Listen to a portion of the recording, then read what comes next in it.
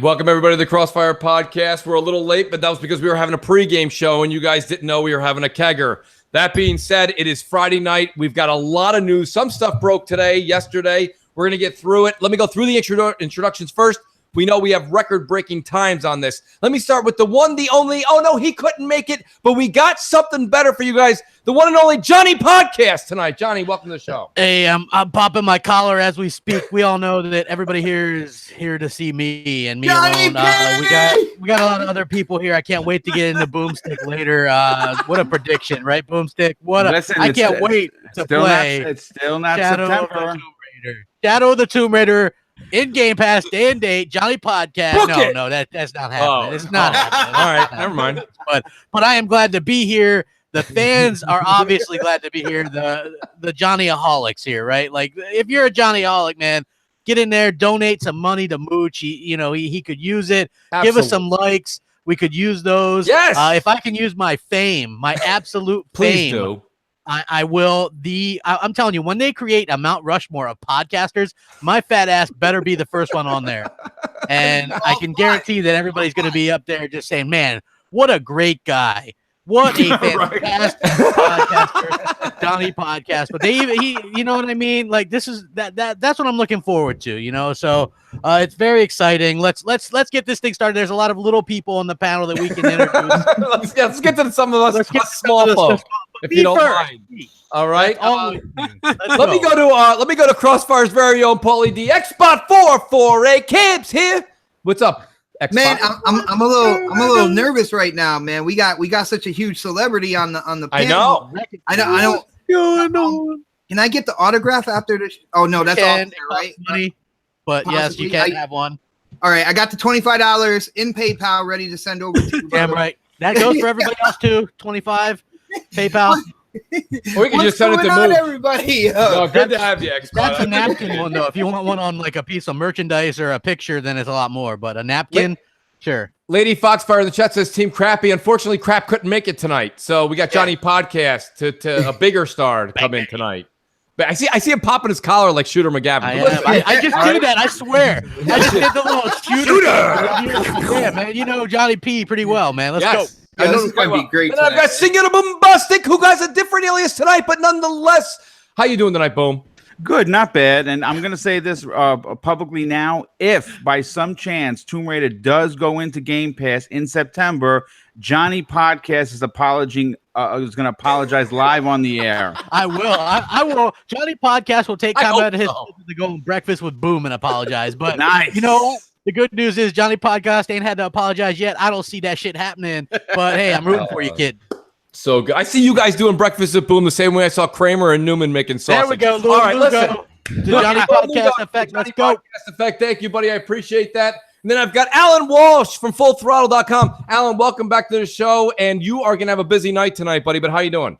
I'm doing really well. Yeah, lots to talk about. Gamescom, a pretty interesting week, I think. I think it's fair to say. Oh my God, that's an understatement, but we're going to get into it, buddy, believe me. And then we've got our special guest with us. Let me start with the one, the only, you know him as a man that looks angry in his picture, but he's one hell of a nice dude. Colt Eastwood. Colt, welcome back to Crossfire. How are you? Good. That's so true. I do look so pissed off. Well, I know you keep going over that with people on Twitter. You're like, I'm not mad. He's not. He's actually one of the nicest people I've ever met. Like, add me on Xbox Live. I mean, yeah, it's great. Yeah, it's really cool to be here. Mooch has been nice enough to ask me on the show quite a bit, and I've always had something going on. But today, I'm like, yes, let's do it. I appreciate it, Colt. And, it's the time zone thing. And listen, you get that for the picture. People always say, and Colt, we've talked a lot off the air.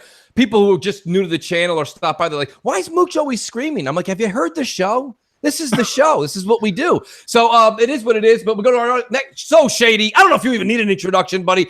Really coming up through the community on RDX. You've been on Crossfire. You're on again. Welcome. How you doing tonight? Oh, guess who's back? Back again. Shady's back. Tell a friend. Speaking of friends, I'm going to do a quick shout out to Crazy Gamer and his girlfriend, Chloe. He's at home taking care of himself after some serious surgery. I want to wish him well and hope for the best. Yes, I saw that. I got the Mooch signal this afternoon. I was happy to oblige. I'm glad to be here, man. Let's do this. Good to have you back, buddy. Let's get right into it, guys. Before we even get to the leak, which I want to thank Boom for. He sent me the link earlier today. I did some interesting reading. I want to get to this all access thing because, Colt, you were in a lot of the discussion that was going on online. And first and foremost, there's a lot of things that Microsoft has done. They've done recently that has been new, like Game Pass. When it first came out, we kind of thought maybe it would be a never was, because to be honest with you, for some people, especially the hardcore, they either have older third-party games and they haven't had a first-party game in a while. So we see this coming out, $22 for an S per month, $35 for the X. You get to keep the console after 2 years. There seems to be a lot of value in here. What was your take, Colt? I know you were having a lot of back and forth with a plethora of folks online.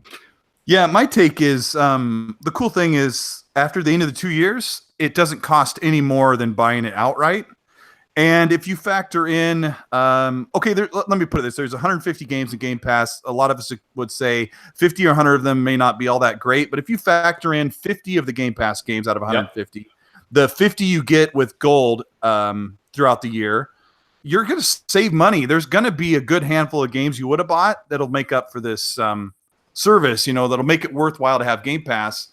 And I think it's going to help grow Game Pass, which means more and maybe some more day one games will come to Game Pass. So there's absolutely nothing negative to take from this. There's no interest rate. There's no credit check.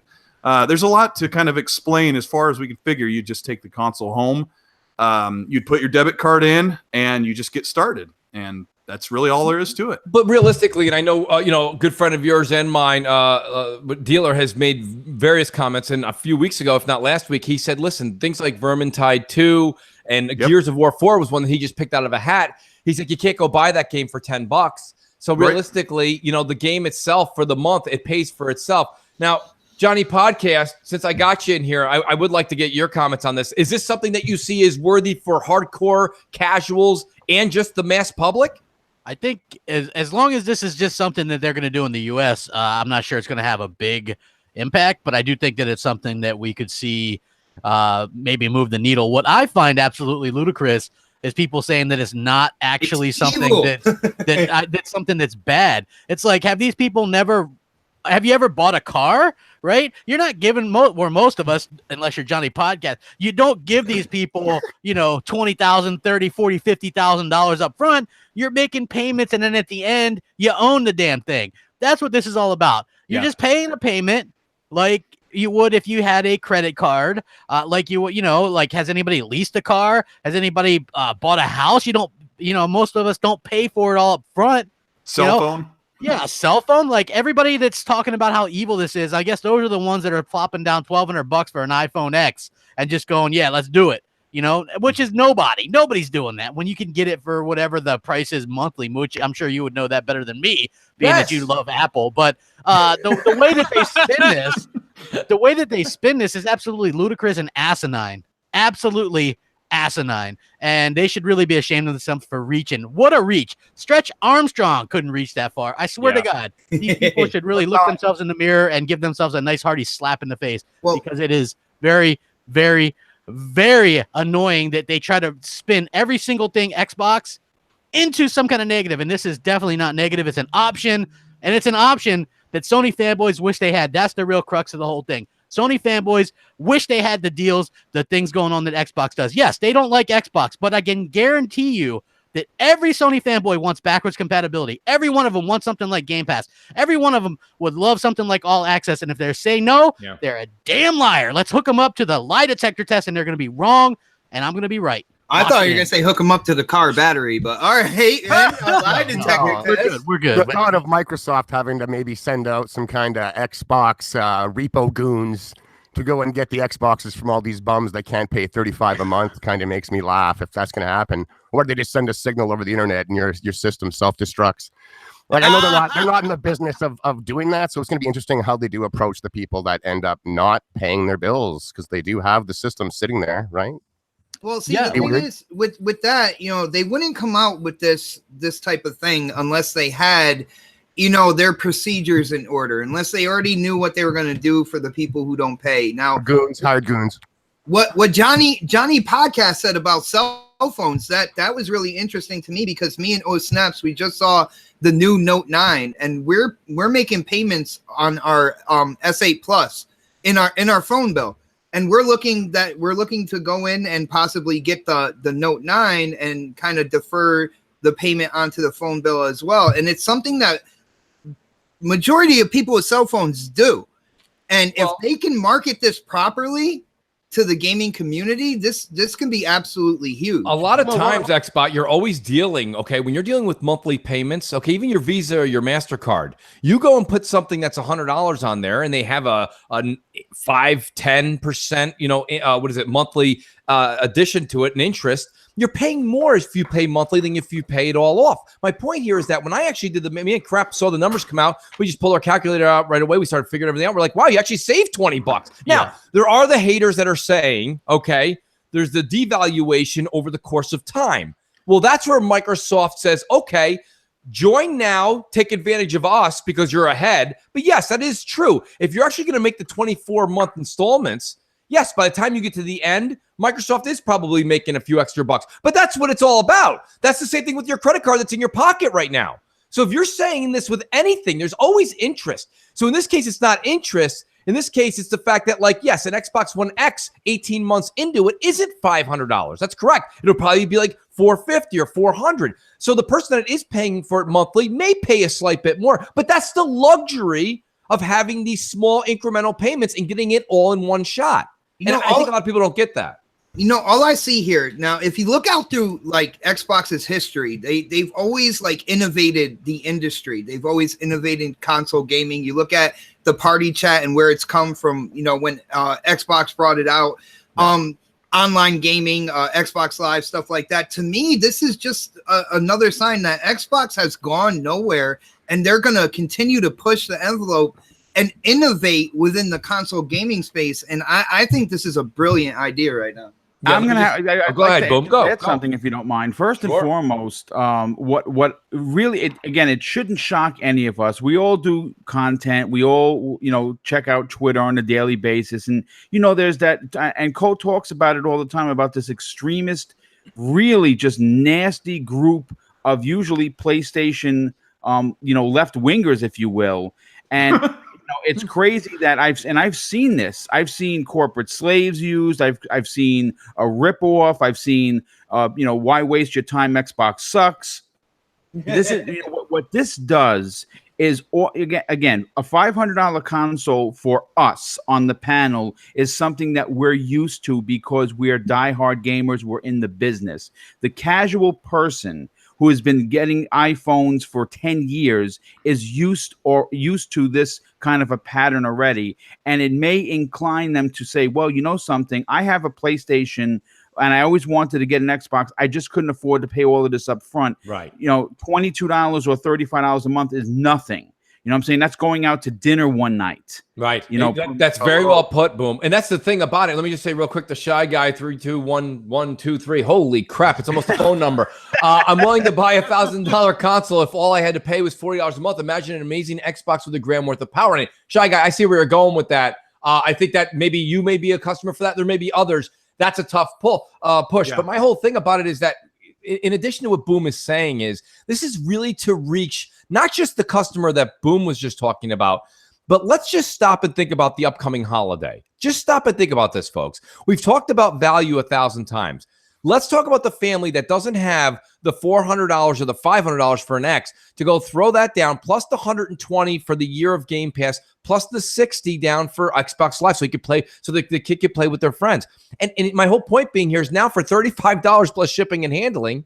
Okay, this thing is going to be under the tree. The minute they plug it in, they're going to be playing on Xbox Live, and they have 100 games, third party and first party. Go ahead. Let me interrupt you here for a second, Mooch. Also, rarely do people get any kind of a break with stuff, right? Like I happen to have signed up to PlayStation Plus. I'm too lazy. That's just me. I'm Johnny P. I don't really care. So I let the 3-month thing accrue, right? That's $25 every 3 months. That's more expensive than spending the $60 up front. So rarely is a month-to-month payment actually cheaper in the long run. And this is a situation where it would be cheaper and people are still finding a reason to complain about it. Vastly, I can't wait until a year and a half, 2 years from now, when we have an Xbox Scarlett, when they're launching that with a Fable, a Gears, a couple new IPs and all this stuff, and you can play it all for $9.99. What is going to be the excuse at that particular time? I don't know, but Johnny Podcast wants to live long enough to hear it so I can get a good laugh. I agree. Like, what can it be like? Some of this stuff is absolutely ridiculous, ludicrous, and insane. I've never seen such a bunch. And if Twitter wasn't so pussified now, I'd be more apt to call people out and tell people how it is, because honestly, how do people let these other people that they're fans of, how can you be a fan of somebody when they're so wrong like that? Like somebody going, it's a ripoff. How can anybody in their right mind be a fan of somebody who says that that's a ripoff? Like, get out of here. Come on. Here, imagine this. Program. Imagine this. Imagine Microsoft is ready to unveil All Access starting in November. And that gives you 2 solid years to do this program for $35 a month. So you buy the Xbox One X. This is for somebody who hasn't bought the Xbox yet. They buy the Xbox One X November 2018. They pay for that thing for 2 years, and they know at the end of their contract, it happens to line right up in 2020 of November for the Scarlett. And all they know is, if I continue to pay $35 a month, I can just go pick up the new console, or they're going to send me the new Scarlett. And they can just continue if that's what they want to do. But the funny thing about, like, people are, this is such a bad thing. Like, it doesn't cost any more, and you don't have to do it. If you want to just shell out $5 and buy the next console or 4, you can do that. That's right. Nice, Cole. I'm glad you brought up the fact it's an option. It's not something that they're making everybody do when it comes down the line. Why are people saying they rent it? It's not a rent it. You own it after the 2 years. That's how it works. It's so I rent my cell phone then, right? Is that exactly? You rent your car. Yeah, it's like, it's like, I've never seen such damn, like, the reach on the Xbox hate has reached a new level of lunacy. I thought grass on a screen. You got to count the grass. Now we've heard how giving people an option to not have to pay $800 out of pocket. Now that's a bad thing. I've heard it all, folks. I've heard it all. Well, here's what I haven't heard yet. Alan, I want to hear what you're thinking and what the folks in Ireland, what's the consensus? And I always, I just take Ireland and I throw you right into Europe's consensus. But I mean, like, what do you think? Do you think that this is something, I know that you guys don't have the offer yet. It's starting in the States, but you know that if it's successful here, it doesn't take long to implement it overseas. Is this something you think maybe is this monthly payment scheme that we have fallen in love with in the States? Has everyone in Europe fallen in love with this? Yeah, I think the deal will do really well over here. Like, people get their phones here the same way they do in the States. They buy them on contract, and they usually enter 24-month contracts. So it's the same they rent thing. their phones, is what you're saying. Yeah, they rent their phones, then they have to give them back at the end, because apparently that's how it works. Yes. No, I think like people worldwide are used to the contract system, and I think it can work really well with consoles, especially when you're throwing in Xbox Live Gold, especially when you're throwing in Game Pass. So not only are you getting the console on contract, you're getting a whole bunch of games right from the get-go. If someone is getting this thing, say it rolls out in November, you get it in November, you're getting like games like Horizon 4, Sea of Thieves, State of Decay, Halo 5, Gears 4, all Crackdown 3. Yeah. I wouldn't use that as a celebration. Watch it. True. But like, there's a lot of value here. Like, it's crazy. And then, as you were saying earlier, if someone was to get this in November, it times right up perfectly for the Scarlett launch. Yep. Like, they did this experiment with the Xbox 360 back in 2012, and they clearly saw some good momentum with it. Like, I heard them say in interviews back then, they called it an experiment, and they said it's been going really well for them. And honestly, I genuinely thought going into 2013 there would be an Xbox One SKU on contract. I was really surprised that they didn't do one, but they're back with it again.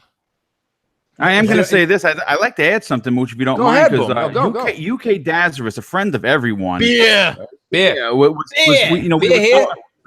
were talking because I was on the one of his shows last night, and he was telling me that the way he bought his X was through a catalog, and he was actually paying interest on this. So he wanted to, because he didn't have the $500 up front.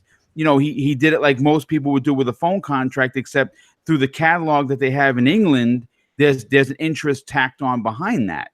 So when we're talking about this deal, you know, you're not paying any interest. You're paying the $35 for an X. You're getting this, this, and this, and that's it. And when the deal is done, that X is yours. Well, that's it. Or the S.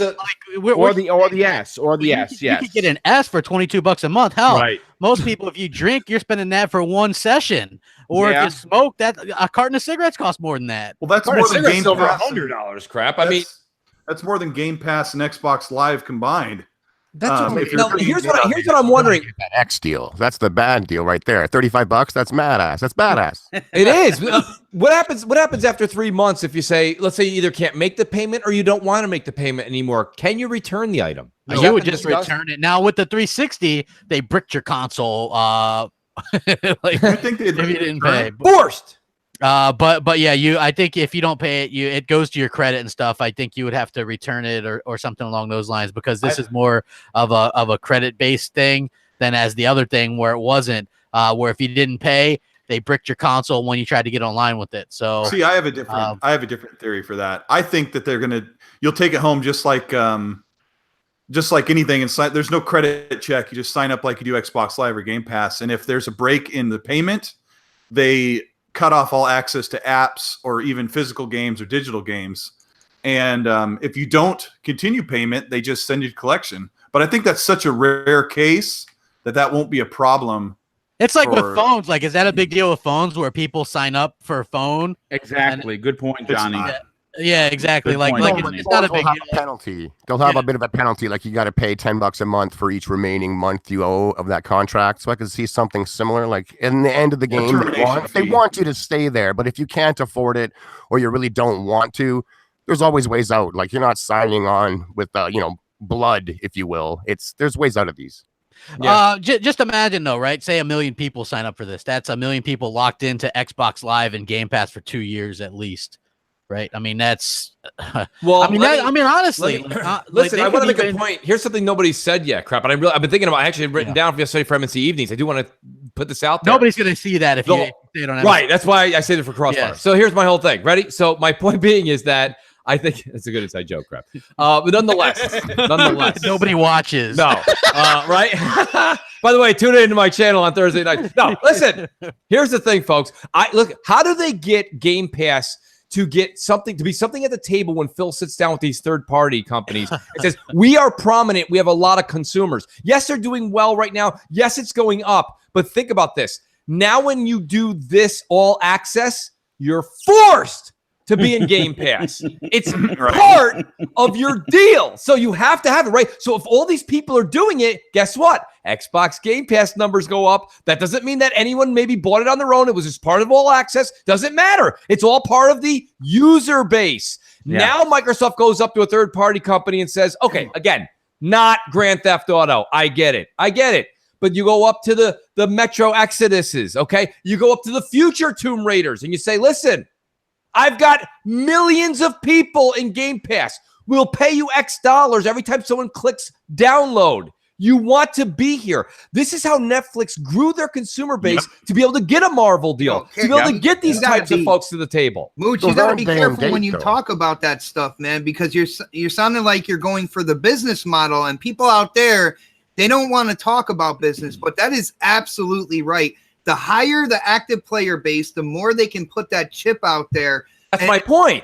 The higher that number is, Xbox, which is it's pro gamer. You can be pro gamer and talk about business at the same time. And thank you. That's what I was just going to say. Why can't we do both? Because realistically, this does benefit the consumer, but at the same time, it does give Microsoft a bargaining chip with this Game Pass. Because let's be honest, no matter how many times we do a video or people say, hey, you guys were wrong. Look, Game Pass is great.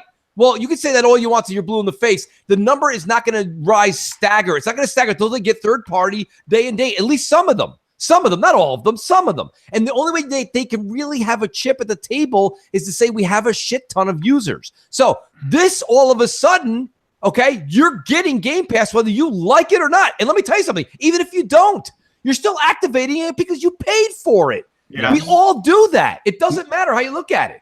And Mooch, I want to add to that. If what did Phil Spencer say that they were surprised with? How many people were actually buying the games from Game Pass? So not only are you going to get all these new users, people are going to be actively spending money within Game Pass because they're getting the games for 20% off. Exactly. And there you go. And that's why we saw numbers for like State of Decay to do very well on their own independent sales, and Game Pass didn't hold it back, which was surprising. And part of that, he said that your Xbox friends list saw you playing a game they don't own, and so they went and bought it. Yep. And it's like a huge engagement benefit. So am I maybe I'm the only one. So I'll assume I'm the only one. But before I get on, like tonight, I'm playing through Rise of the Tomb Raider before Shadow comes out. I'm playing through it. I'm enjoying it. But before I get on, or while it's loading up, right, what do? I hit over on the UI. I hit over. I see what my friends. I see. Oh, look. I go. There's 3 guys. There's Xbot right now. There's Nox. They're all playing Destiny. Maybe I'll hop on that after I play an hour of Rise. You know what I mean? Yep. Like we all do that. And then if I see Colt, okay, playing even an indie, a little small indie game that it wasn't even on my radar, I may write to him. Boom! I did it the other day when you were playing We Happy Few. Yes. I said, hey, how is it? And he goes, it's all right. You know what I mean? But he could have said it's great. And maybe I would have went in. You know?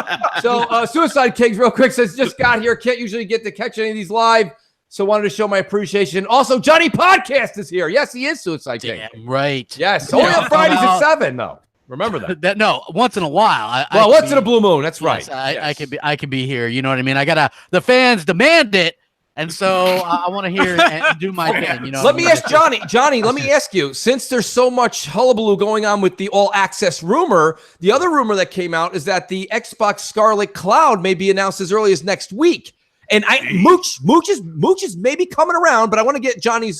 What's your take on it? Johnny Podcast don't care about that, but it does make sense that they would announce it kind of low key as not a big deal, right? Like don't announce it at E3 because that's not what the hardcore fans want, right? Like I just don't think that's really intended for them, and I think that it's going to be something that a lot of casual people want, and I think that it's something that that they're going to look to kind of push their. I would be surprised, to be honest with you, given that they haven't even tried. We haven't even heard about any beta testing, or any kind of streaming that they've had or anything like that. That is unusual. They just now put together their team for putting together this stuff. So I would find it a little bit odd.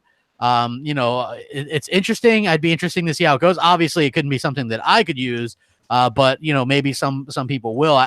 For me, once I got a 4K TV and an Xbox One X with HD, like how could I ever go back to less than or stream with pixelation? I'd like to give. Let me give you an example though here, Johnny, because I do have a situation. Okay, in the Mooch residence. So I had taken when the X's came out. I listened to crap. I had a couple of the S's in the house. So before I traded out the last one to get the second X, I brought my S upstairs. Said, you know what? It's nice because I can stream YouTube. You can watch things while you're laying in bed, whatever. This and that. It's cool. You can game a little bit, chill. And then I got rid of it and I got my second X. And now I'm like, damn, I kind of miss having the Xbox up here. The Scarlett Cloud might be just what Mooch is looking for. This is something that's going to allow me to stream my media, right? You're going to have your Hulu folks, your Netflix folks, your YouTube folks, and then I'm going to be able to stream some games and enjoy myself if I want, wherever I want. Mooch, it may just be up Mooch's alley. I think you're going to have to wait a little bit, man. I would rather see them come out with this when they come out with the classic, hardware, when Scarlett itself comes out as well, and really define a new hardware year. If they put it out now, it's still kind of like an in-between. It's under Project Scarlett, but it's just going to be playing the Xbox One games and stuff like that. I'd rather have them wait until they got that classic console ready and put them both out the same year, man. That's just me, though. Well, what if this thing's supposed to have local hardware in it? So maybe it is got the hardware to handle streaming next generation games as well. And I think some of us who do content about Xbox, if this thing is like $125, it might be something that we want to buy just to experience that and get out to the community and let them know if this is something that they want. So that's something I have to consider. Colt, listen, you want to know something? So we have the running joke on the show is don't knock it till you try it. So, realistically, and also shout out to AJ Felton, who's a converted PlayStation to Xbox guy. I hope AJ doesn't mind that, but it's a true story. But anyway, so shout out to AJ. He's a good guy. We were talking all day. But like realistically, he was like, Mooch, do you really want to try Shenmue 1 and 2? And I said, well, I can't really knock it till I try it. So I might have to mooch it. But nonetheless, I said, here's the thing. As YouTubers, right, as content creators that you guys are, I podcast, but here's the deal. I don't mind trying that out. And I think, Colt, the answer is $149 is what I'm hearing. Okay. Possibly, right? That's the Washburn. That's kind of on the threshold, to be honest, You think that's right on the breaking point? Yeah, it's kind of, I have to wait and close. see. I can see that. But I mean, realistically, I know it's not in your wheelhouse. I'm saying it's a 50-50 for me. I think I would give it a shot.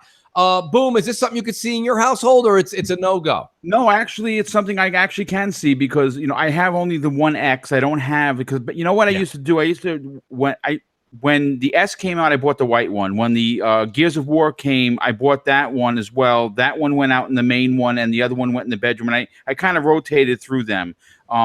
This would have happened if we would have gotten a Sea of Thieves custom console. That would have been here, and this X would have been in the room. But because I don't have something in the room right now, I would drop $150 to get this because it's literally an Xbox just streaming, and that's perfectly fine.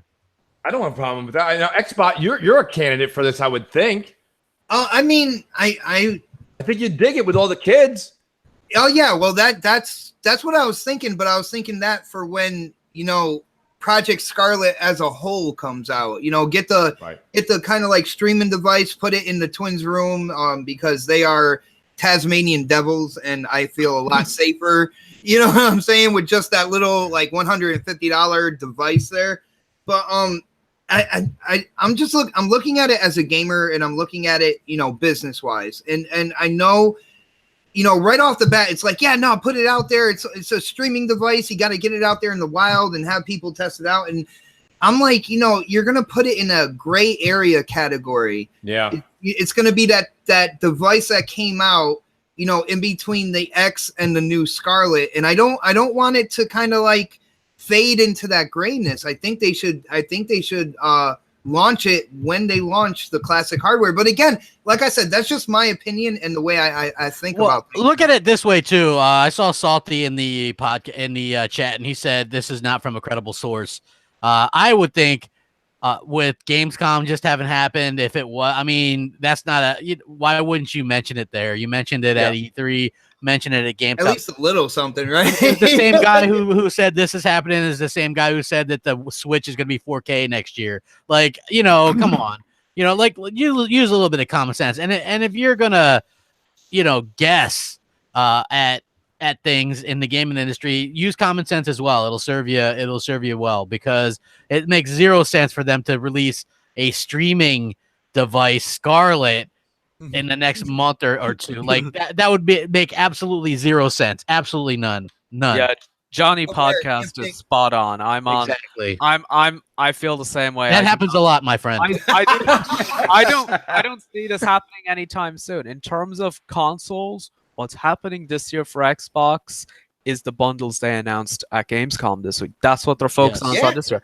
I don't see them doing a cloud console this year. I think that cloud system is going to come alongside the main Scarlett system. I think they'll both be available same day, 2020. I see arguments on both sides of the coin here. I really do, because if this thing is not going to be putting out 4K resolution and 120 frames per second, and that's what the actual powerhouse Scarlett's going to do, what's the difference when this thing actually releases? Why not put it out there now? Why not? Why not have another SKU out there? Wouldn't you think last a duration of 2 years? All that kind of stuff. Like usually, like even Sony tested PlayStation Now for a long time before it was out there for public consumption. That is true. I happen to be a little bit in the know for a lot of the testing that goes on, and I've never heard anything about this being tested by public people anywhere. Wasn't there a rumor that the cloud Scarlett was going to come out in 2019, and then the actual console was going to come out in 2020? So they'll do that thing where they announce it next month or whatever, and then they'll say it's coming out next year. But that kind of messaging is just really goofy to me. That would be bad messaging, man. Like Colt, just like you said, in my opinion, that would be bad messaging to have it come out even next year, and then the regular, console Scarlett come out the year after that. They might as well just bring them out both at the same time and cater to both consumers, both gamers at the same time.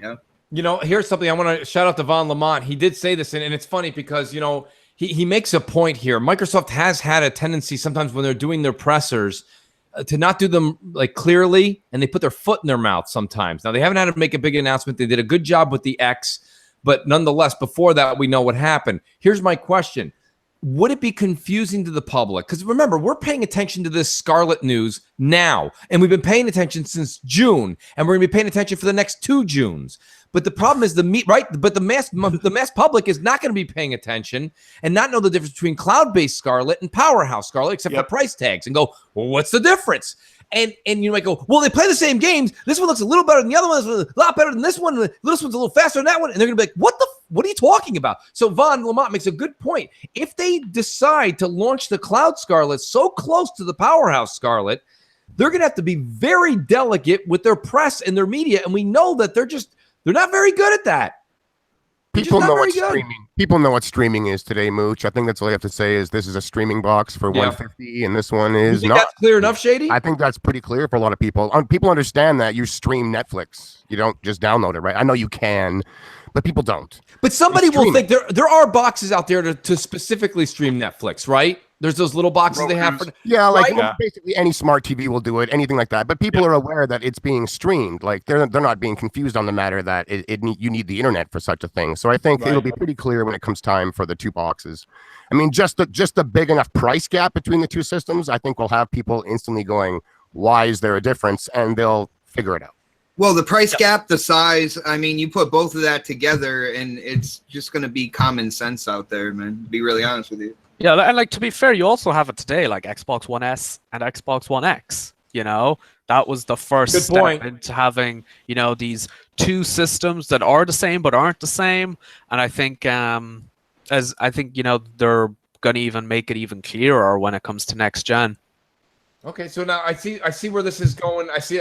Now, Colt, you're saying you're a man. You know, let's talk about the dollars and cents for a minute, because it does make a difference. When we first talked about this, okay, we talked about it being around $100. Now, if Terrible Tom is right and Washburn is now actually going to be Xbox Scarlett Cloud and it's $149, that does put it in a different bracket. We hate to say that, but the $50 threshold does change things, right? We saw that with PS4 sales, Xbox One S sales. Yeah. That $50 is a big deal, especially around the holidays. So $150 does make people scratch their head. It's funny. People will throw $99. You know, that was real quick to get those $89 NES Classics and SNES Classics. It's under $100. Who cares? That's a night out at Red Robin. Who gives a shit? All right. What if the Scarlett Cloud is $150? Yeah. And it plays digitally streamed games like almost indistinguishable between our digital or physical based games. Like if a game is 900p or 1080p on the S, that it streams 900 1080p 30 on the box. So why am I buying an Xbox One S at this point? You wouldn't. Like you have that option to buy a cheaper one that is made to do streams, and you just, I don't know, probably doesn't have a disk drive in it, so you just have to take the concession. Oh, I can't use these digital game or these physical games I have, but I can stream everything from now on. So I bought some games in 2016, 2017 that are physical, but I'll just buy digital games because I bought the stream box. It's a lot cheaper than the S. Well, shout out to Enrique in the chat. He says, Mooch, people do get confused easily. Do you think people would just go with the cheaper SKU? I do. I do. You see people lean towards the cheaper SKU 9 out of 10 times, especially around the holidays. And why not? There's nothing wrong with that. What if Project Scarlett, part of it is just a massive update that updates everyone's Xbox One all the way back from the Fat Boy to the X to be able to all of a sudden become a streaming box in its own? It's not. They're building the architecture, because I brought that up. They're building the architecture. So because I said, well, wouldn't the consoles we have now be able to do that? And apparently not. Oh, unfortunate. Oh, wow. Not even Xbox One X. I guess it has something to do with the way that they're building it from the ground up, so that there's not like a whole lot of latency issues and things like that. But for me personally, I think that frame rate's going to come into a lot of play for this as well. So that's why somebody might get an S, because you're going to have probably a much more consistent frame rate, not reliant on your internet connection. And if you're somebody that likes to play online games, you have to also worry about this. No matter how low they make the latency or predict your movements, that's still going from what you're doing on that button through the internet to some place that's using the cloud, and then coming back to you, right? Like so. And if you're playing an online game, a multiplayer game, that seems like it might even be a little bit more. So like I don't know. Like I wish them well with it. I just don't see it. I think don't forget that some of that local hardware compute power is going to take care of the most latency driven issues that we see when we're streaming stuff. Like that's what they're factoring in. They've got the Azure cloud that's supposed to take care of latency issues. And then they have local hardware that's going to do the computing, like you said, the predicting compute to get rid of additional latency. So it'll be interesting to see if it's worth what it does. Yeah, for me, I mean, if that's $150 and you can pick up a S for $225, I would suggest the S all day, every day. So ready, crap. Allow me HDR. Allow me to HDR, but allow me to sound like a yes. I would like to sound like a I'd like to sound like a Californian media person for a second. If they do make this Xbox Scarlett Cloud device the size of like an Apple TV. Then you got to put that plus into that column, because now I could take this thing. I travel sometimes for work, and I got to be honest with you, even though the Switch, let's just call a spade, folks. Okay, I have a special case that I bring the Switch in that you can supposedly drop down a flight of stairs. It's still a pane of glass, and it freaks me out.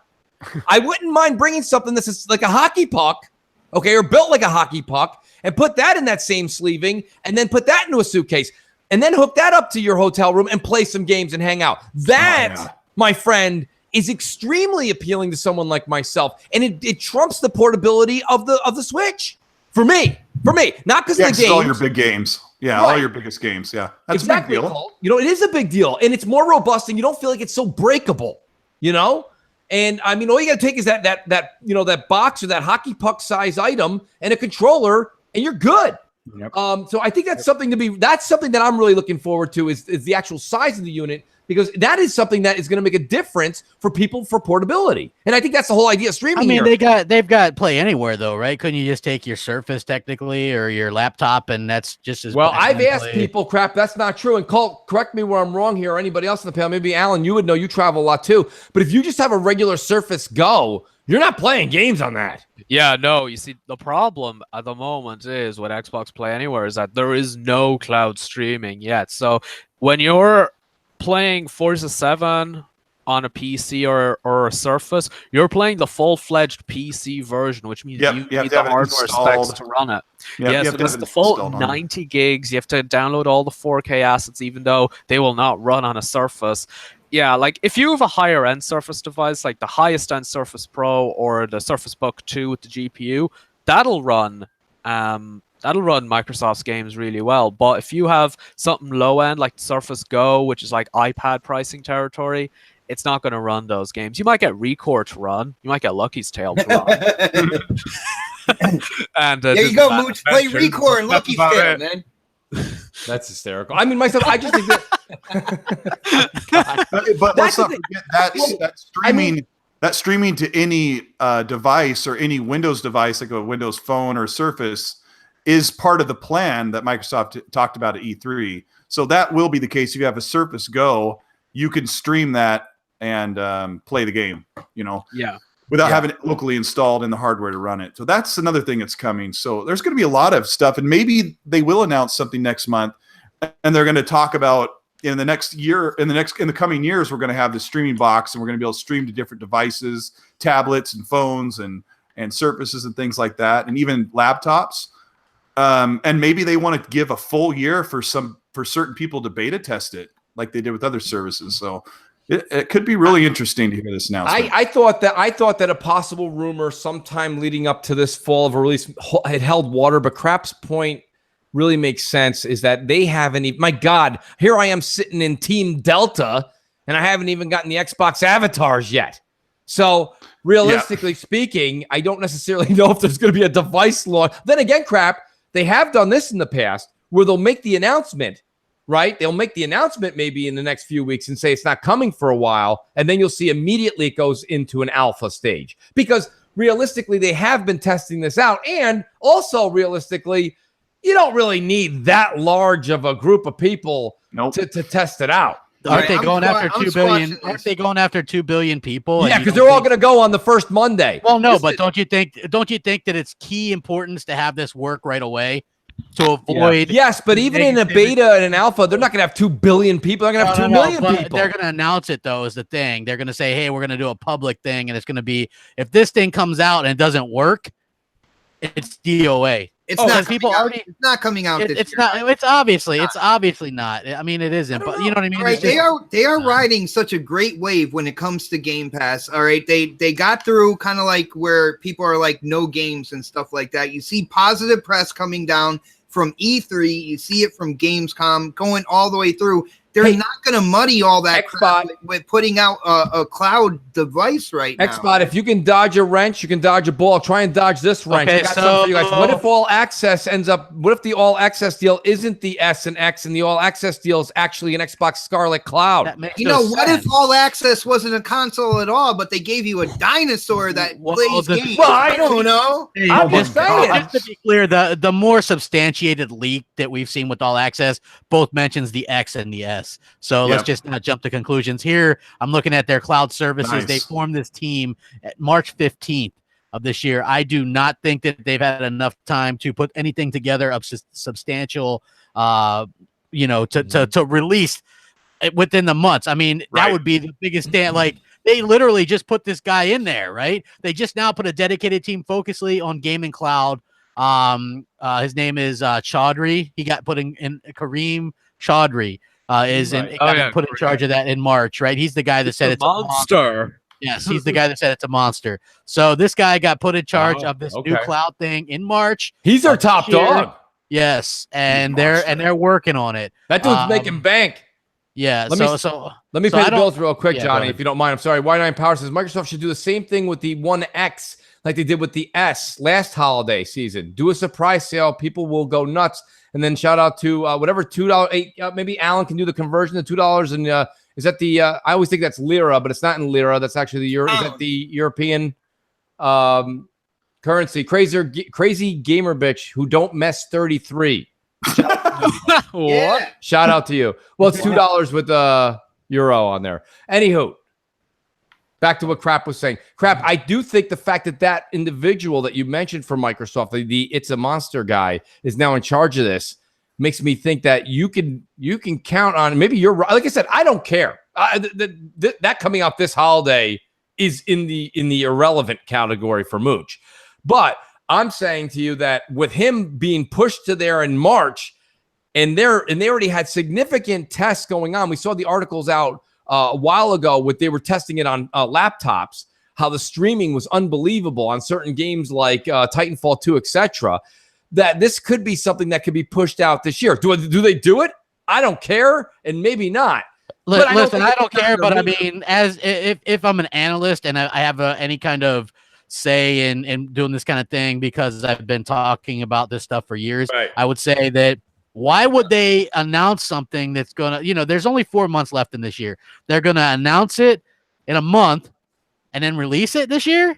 Like, that makes zero sense. Yeah, I agree with agree with Johnny. 100%. Yes, there is 0 sense. Yeah, like, that's fine. Microsoft over there. Hey, Microsoft has been known to do stupid things, but I don't think they've done anything that crazy since Phil's come on. Here's the thing. The only reason I thought it had a little bit of credit, and Boom, you sent me the article. Boom, it is Games Technica, and they're not bad. I usually thought that they were a decent news source back in the day for technical news, anyways, not necessarily rumors and that kind of such. Well, you know what, Mooch, when these rumors come out, and these articles are out there for us to, you have tipsters, I have tipsters, and I sent you the article because it's always great to talk about gaming. That's what we do, right? Right. So I just kind of want to give the guy a shout out because he's always sending stuff. Go ahead. It's the finest. THAFINEST. He does the same for me. Very cool guy. Yeah, he's a fantastic community member. He sent it to me. I promised him I'd give him a shout out on the air because he's always sending me stuff. I mean, he's like a sleuth. He always finds stuff. So big shout out to him. And you know what? That's what we do on these shows. I mean, when the facts come out, we talk about them, we break them down, and we give our opinion. But when there's not a lot to talk about, we have to speculate. We're going to be wrong, just like if Johnny, hangs me up to dry about being wrong about Laura Croft. You know what? I canceled my pre-order of Shadow of the Tomb Raider because Boomstick told me in Game Pass day and date I would listen. Look, I'm going to say this. Okay, I will gladly admit being wrong on the air. That's zero problems. But that picture is really bad marketing. I got so excited when I saw that because it's right underneath the Game Pass sign. It is. Again, I'm wrong, and that's fine. That was an odd way for them to present it. That the media is going to run with that. Yeah, that was stupid. People always give me crap that you never criticize Microsoft. I criticize them all the time, and and I've been in meetings for my professional life where something like this would have never flown. They would never allow Shadow of the Tomb Raider to sit right next to that in that marketing because 18 people in the room would have said, that makes it look like it comes with Game Pass. That's misleading. Yes. Yeah. It's just ridiculously stupid. It's almost like they did it to try and make Game Pass look better. Colt, I say it all the time. I want to say it while you're here. People back in the day used to say there's no business like show business. They're full of shit. There's no business like the gaming business. I've never seen anything like you could never dangle a carrot the way these people do it. I'm not even talking about this instance. I'm talking about any instance. Literally, how in the world do people get away? They get away with murder. Like you said, no way in your corporate world, Colt, could you be like, and I propose this picture. They'd be like, you're fired. What? I'm fired? Get out. It was, I mean, look, here's the thing. We also didn't get to see the full thing. Like the pictures that we saw were like people that took pictures at weird angles that made like some of the ones that were later. I know what it was. And I agree. It's like, but when you get a little bit clearer picture, because they did the same thing with Metro. And they did the same thing with the Division 2, right? It's like play now with big arrows pointing to the thing, and then it's like buy on the Microsoft Store the latest ones, right? Like so I get it, you know what I mean? But it's it's completely messed up.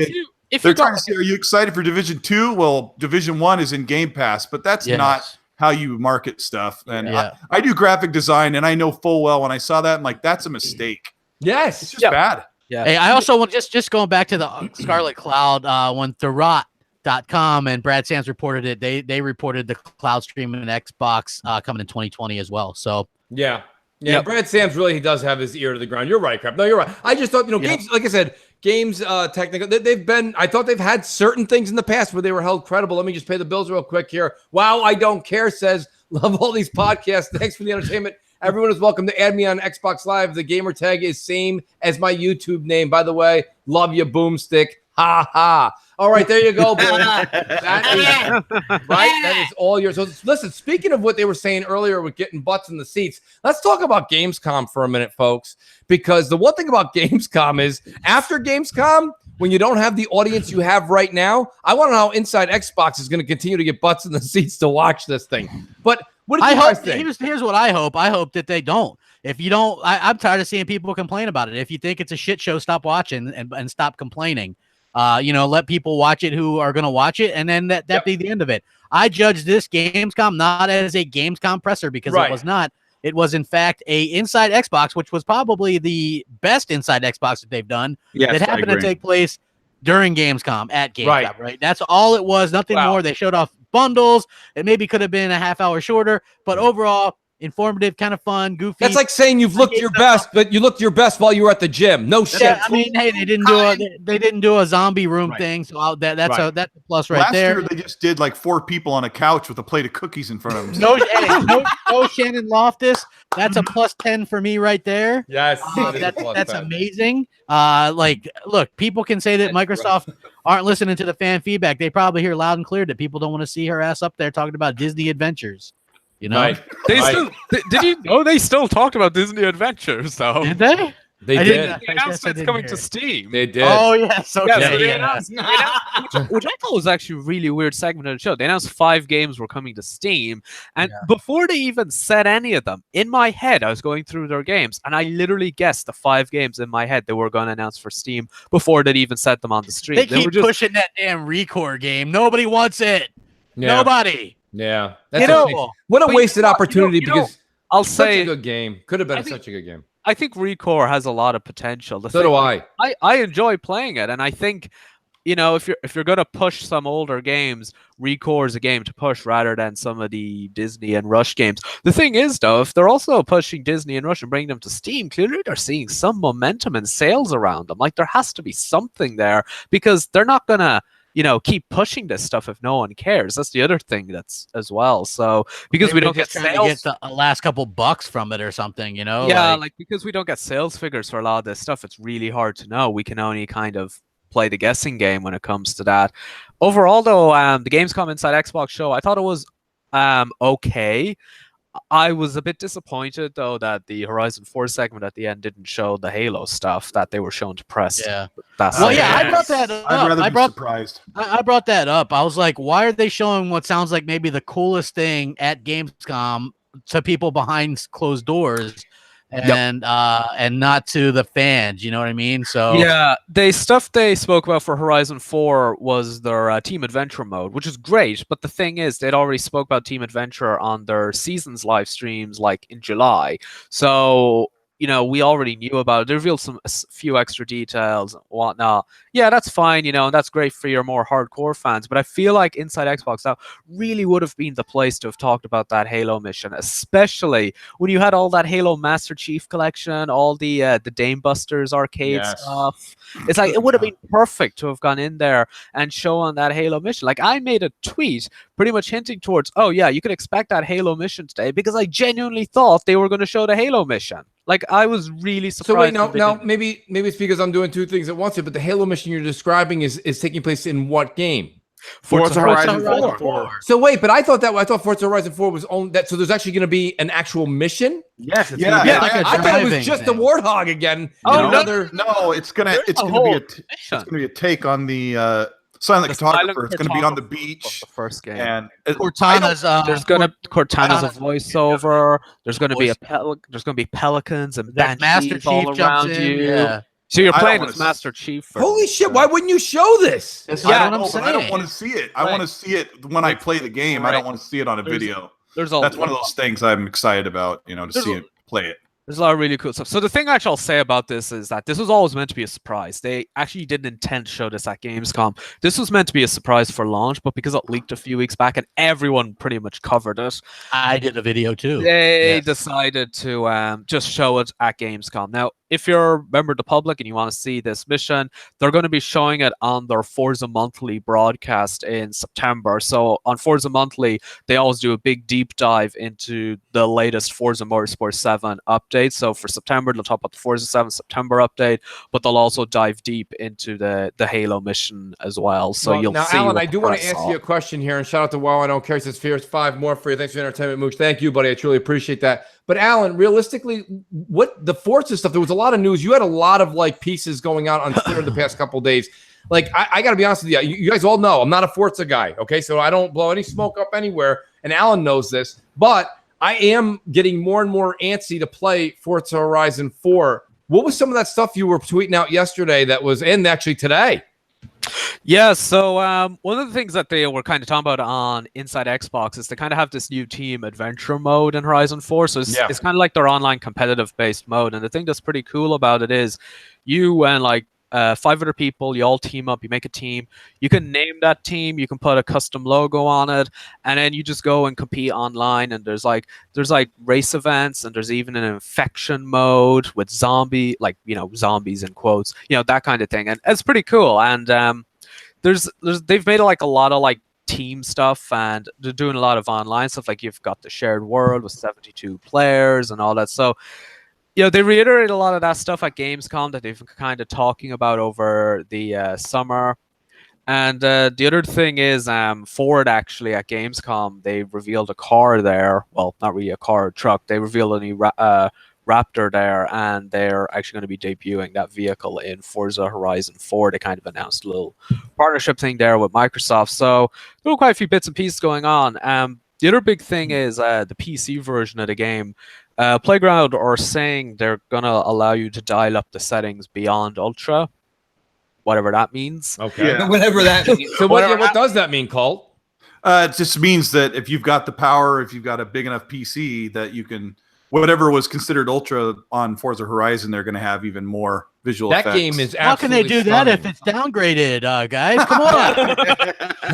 Hey, let me just say, Dealer actually tweeted this out to IGN and GameSpot. These huge channels, when they need to quit uploading streamed content. Yes, I saw that. They need to quit uploading 1080p 30 footage when a game is 4K 30 or a game is 1080 60.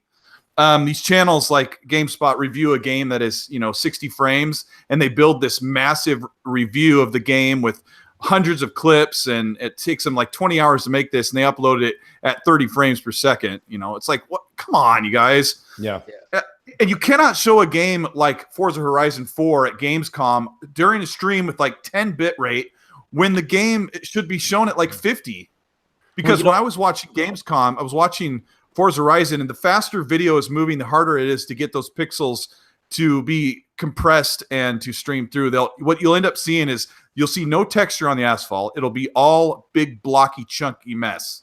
Yeah. And all of the grass will look like big squares, like Minecraft oatmeal. And that's what it looked like. And so all these losers are like, oh man, Forza Horizon 4 got downgraded. It's like, I can't wait to put them in front of a TV with that controller in their hand. And oh my gosh, the game looks amazing. Hey, you want to play a downgraded? I can tell you guys as well. That thing's downgraded to hell, man. I post video of that all the time, and that isn't just some kind of trick. That's just that game looks like crap, man. You want to play a good racing game, a good looking racing game?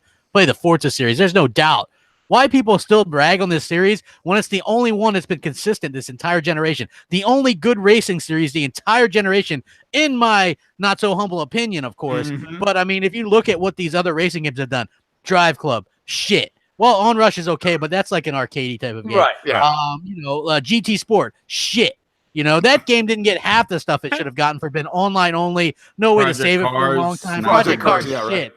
Assetto Corsa, shit. All these games, terrible, terrible games. Forza is the best racing game there is, and Forza Horizon is the best arcade racing game there is, and that's a hands down thing. And people have a hard time seeing that and admitting that, but they really should, because they're just lying to themselves. Were there big publications saying the Forza Horizon 4 was downgraded? No, I think it was just fanboys. No publication said it. It's fanboys and a couple of also fanboys. Because it was funny, and I know Colt will get a kick out of this more than anybody, but that Destin Legary went to, I guess, the big reveal that was going on with the whole 2080 Ti reveal, right? The RTX, what is it? The GPU that was released by NVIDIA, and he's watching, right? And he's watching the video where they're playing Shadow of the Tomb Raider on it, and with just seconds after the event, he's like, "This looks terrible, And then later on, like Digital Foundry was like, it looks great. So I don't know. No, I will say that what happened was that morning, Digital Foundry did an analysis of the X version and just gushed over the way the game looked on a $500 console. And then at the end of the day, this is why I did the video. At the end of the day, Destin Legary got to play it on a $1,200 GPU, so he's playing on like a $2,000 PC. And he says, "Why does this game look so bad?" And the problem is they're trying to show off this ray tracing tech, which is really intensive on computing, but it's like you're not showing off anything because the rest of the game doesn't look good. It's not ready. It looked worse than a 360 game, Colt. Yeah, the point was, if you're NVIDIA and you're showing off your brand new showcase card, get your crap together and make sure it looks good before you put this out and let the press have it. Because once they have it, about NVIDIA, they have awesome graphics cards. Are a great company. People love their stuff. I love their stuff. I have it. But it's like, you don't go to a press event and show off your tech when it looks like garbage. True. Well, that's the thing. But the thing is that, like, I guess they had the settings on low, which I don't get. That's what I'm saying. Why would they even do an event like that? That's something. I mean, Alan, you've been to a lot of these press events, maybe not the NVIDIA ones, but like my point being is, like, when you want to have your best foot forward with something like this, that is kind of shocking. You definitely can't have anyone like Destin walking around. He's immediately going to tweet out like, "This looks like garbage," and that went everywhere.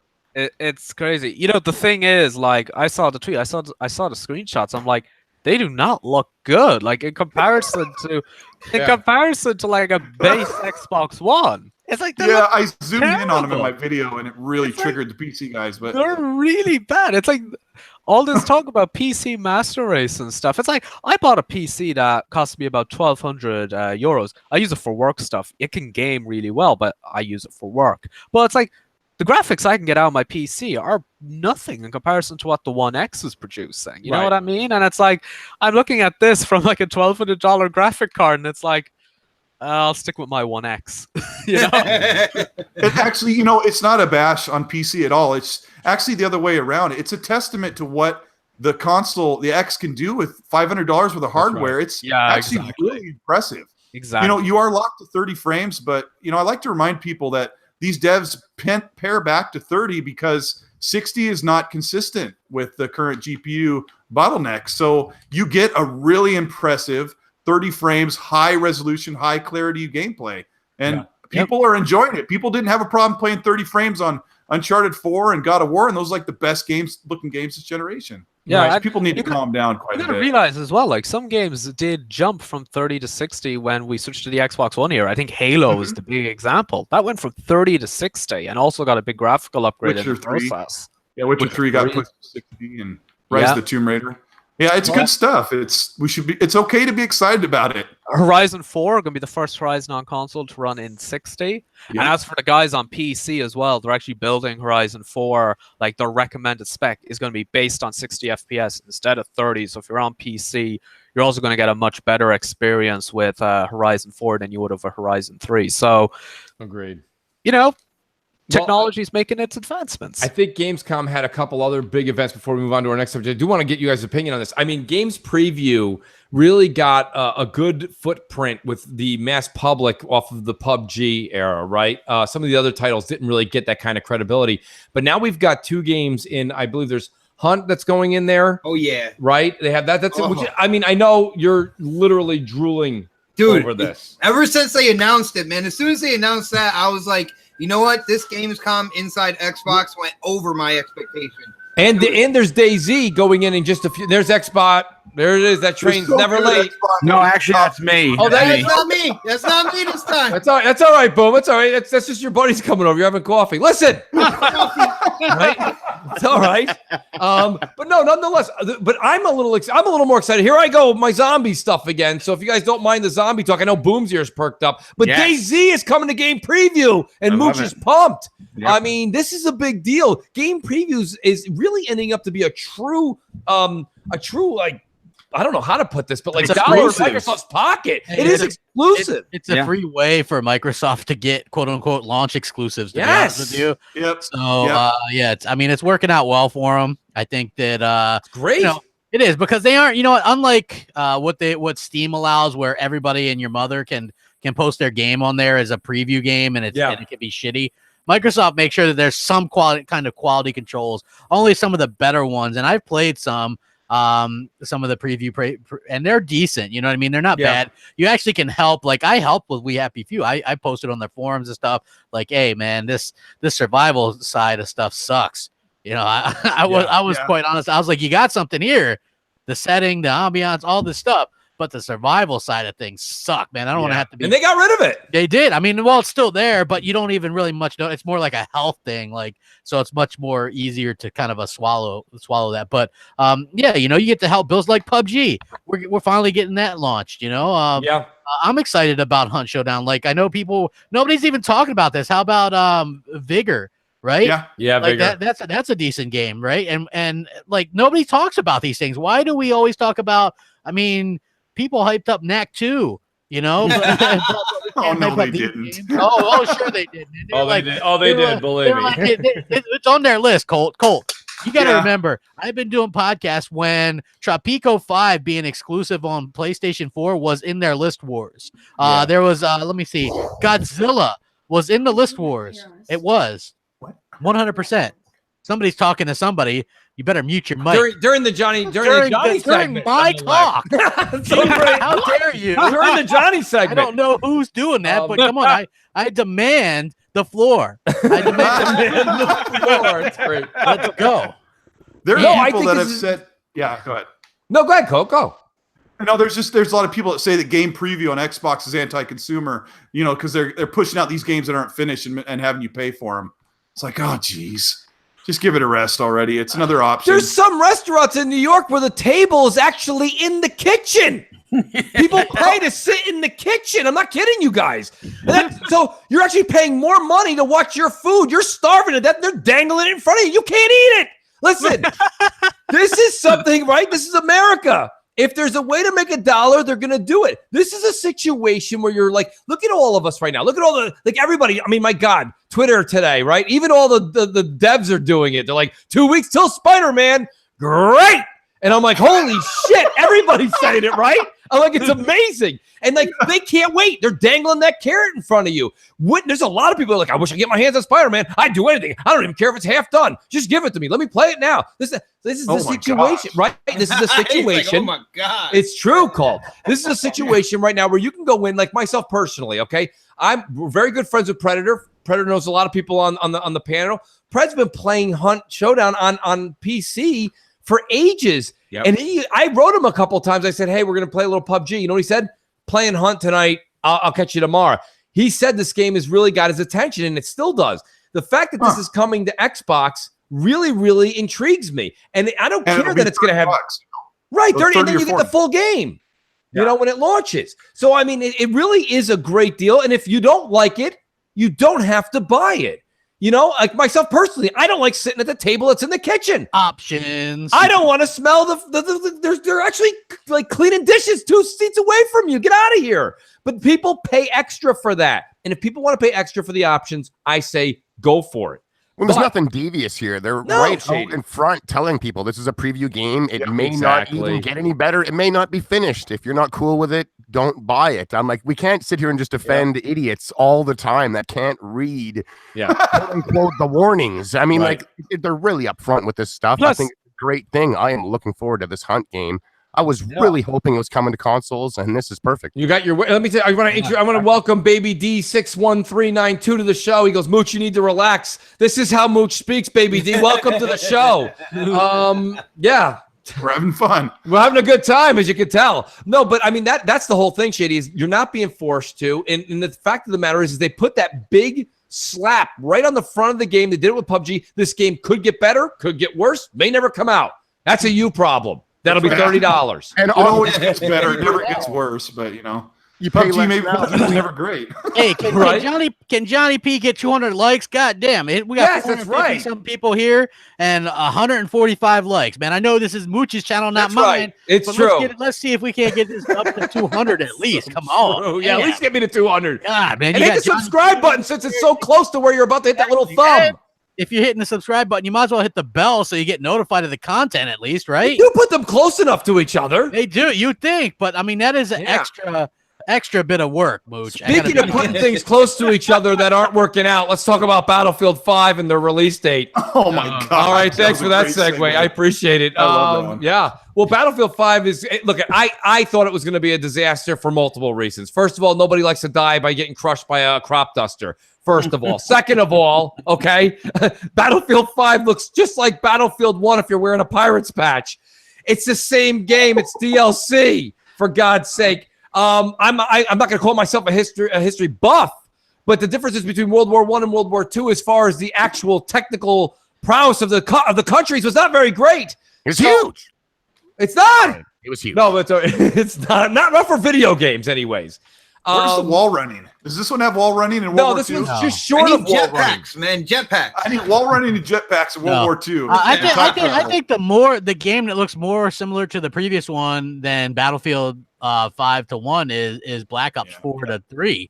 Yeah, they look incredibly a lot like like each other, but but Black Ops 3 came out 3 years ago, not 2 years ago. Yeah, I mean, so an extra year, Mooch. Yeah, I mean, well, you know, what are you gonna say? But I will say this: all those games are below expectations due to Red Dead Redemption. The only game, according to whatever that article was on CCF Tech that I read, was the only game that's beating expectations for pre-order sales is Red Dead 2.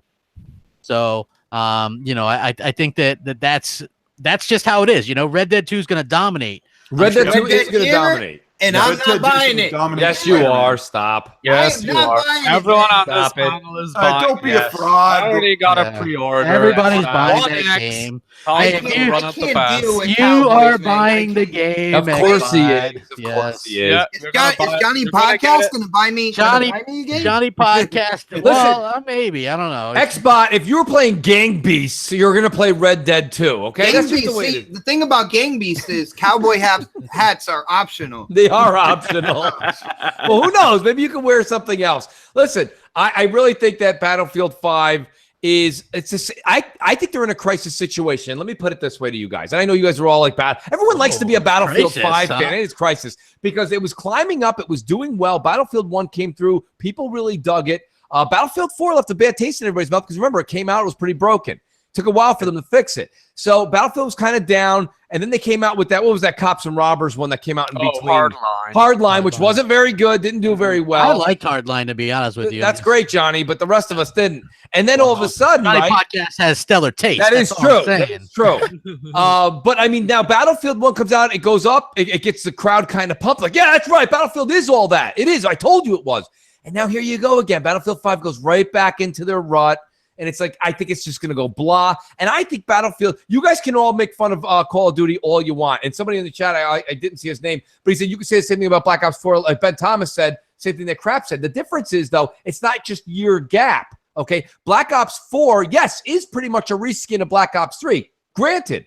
But Black Ops 3 came out 3 years ago, and you had a World War II. You had another game before that. So they were hitting different genres. They were hitting different time frames, and now they're back to the same skin. If you don't like Black Ops, you don't like Black Ops. That's a you problem. Here's my thing. I don't care for Battlefield structure, and I think the minute they were starting to build a new clientele, now this new clientele is like, well, I just bought Battlefield 1, and Battlefield 1 being World War I and World War II, too similar. You lost me. And then, whoop, down they go again into the trench. So I think that's their problem, and it's hard to get out of these ruts because these are older games. It goes for Black Ops. It goes for Call of Duty, not Black Ops. Call of Duty can very easily get into a rut that they can't get out, and I think Black Ops or Battlefield is in that rut right now. It's too similar to the game that just came out. I mean, there's got to be somebody that sees that. No, it's way different. It's way different. There's like the destruction is on a level we haven't seen since maybe a Bad Company 2. It's even beyond that. You can go in with your tanks and grab like the big guns that you have in camp all over the place and drag them around and reposition them. The customization level is huge. The graphics are way better than we've ever seen. The weapons customization's way higher. I think this game's going to do really well. It's just surrounded by a bunch of political crap right now. And well, see, I'm not even getting that. That has nothing to do with me. I think the pre-order culture as well, I'm glad to see maybe is taking a step back. I don't like to see my fellow gamers just throwing their money at their screens the second it's something to do. Like wait a little while and make sure that's what you want, because I see a lot of people complaining about the games they're buying, but they've had their money down for like 3 months for it. So I don't know, a little bit of patience before pre-ordering. It's nice to see. I don't think it has doom and gloom about any one game specifically, though. And Shady, to your credit, let me just say this much. If you like Battlefield 1 and you're a Battlefield diehard, everything I said in the last 3 minutes is it never was. It doesn't exist. Like, so Shady is definitely a Battlefield fan. He doesn't care what I just said because the game is still very alluring to him. But for me personally, to try and say I have not bought every Call of Duty. I've taken a couple years off. Okay. But with Battlefield, for me, don't you always want to keep your existing customers and bring more in? Everybody wants to do that. It's more business. But Battlefield to me, by saying that you can break more buildings, I don't even care about the buildings you broke the last time. It doesn't matter. That doesn't lure me back in. It doesn't make me feel like that's a game that I kind of want to get into. And maybe it never will. Maybe that's a me problem. I'm willing to deal with that. There's plenty of first-person shooters for me out there. I can find something else. Well, Mooch, Lady Foxfire in the chat, she threw it out there, and she loves Battlefield, but she said that there's a lot of stuff that's different about this game coming out. It's just that they haven't promoted it right at all, and that's what I gotta say about it. I don't know where is the marketing, man? Like. You would figure if they did a 3-hour show with the guy from Comedy Central. No, but I'm talking marketing blitz. Oh. Like if you're gonna like go toe to toe with Call of Duty, and you know what Call of Duty is doing this year, then you got to put the game absolutely everywhere. You got to throw it in everybody's face. I don't think Battlefield can compete with Call of Duty as far as marketing. That's not what we were saying when Battlefield 1 came out, though. They didn't do that good of a job either. Well, Call of Duty did the marketing for them. That's basically what happened. Why? People were like, on Battlefield 1? Yeah, Battlefield 1 was something different. We had gotten futuristic games after futuristic game after in video games. How awful of them. Go ahead. People didn't want that anymore. Just they didn't. Halo. No, oh, I'm sorry. Go ahead. Continue. No, I'm talking about Call of Duty. And Destiny 2. No. Destiny 2 sucks. Nobody wants that.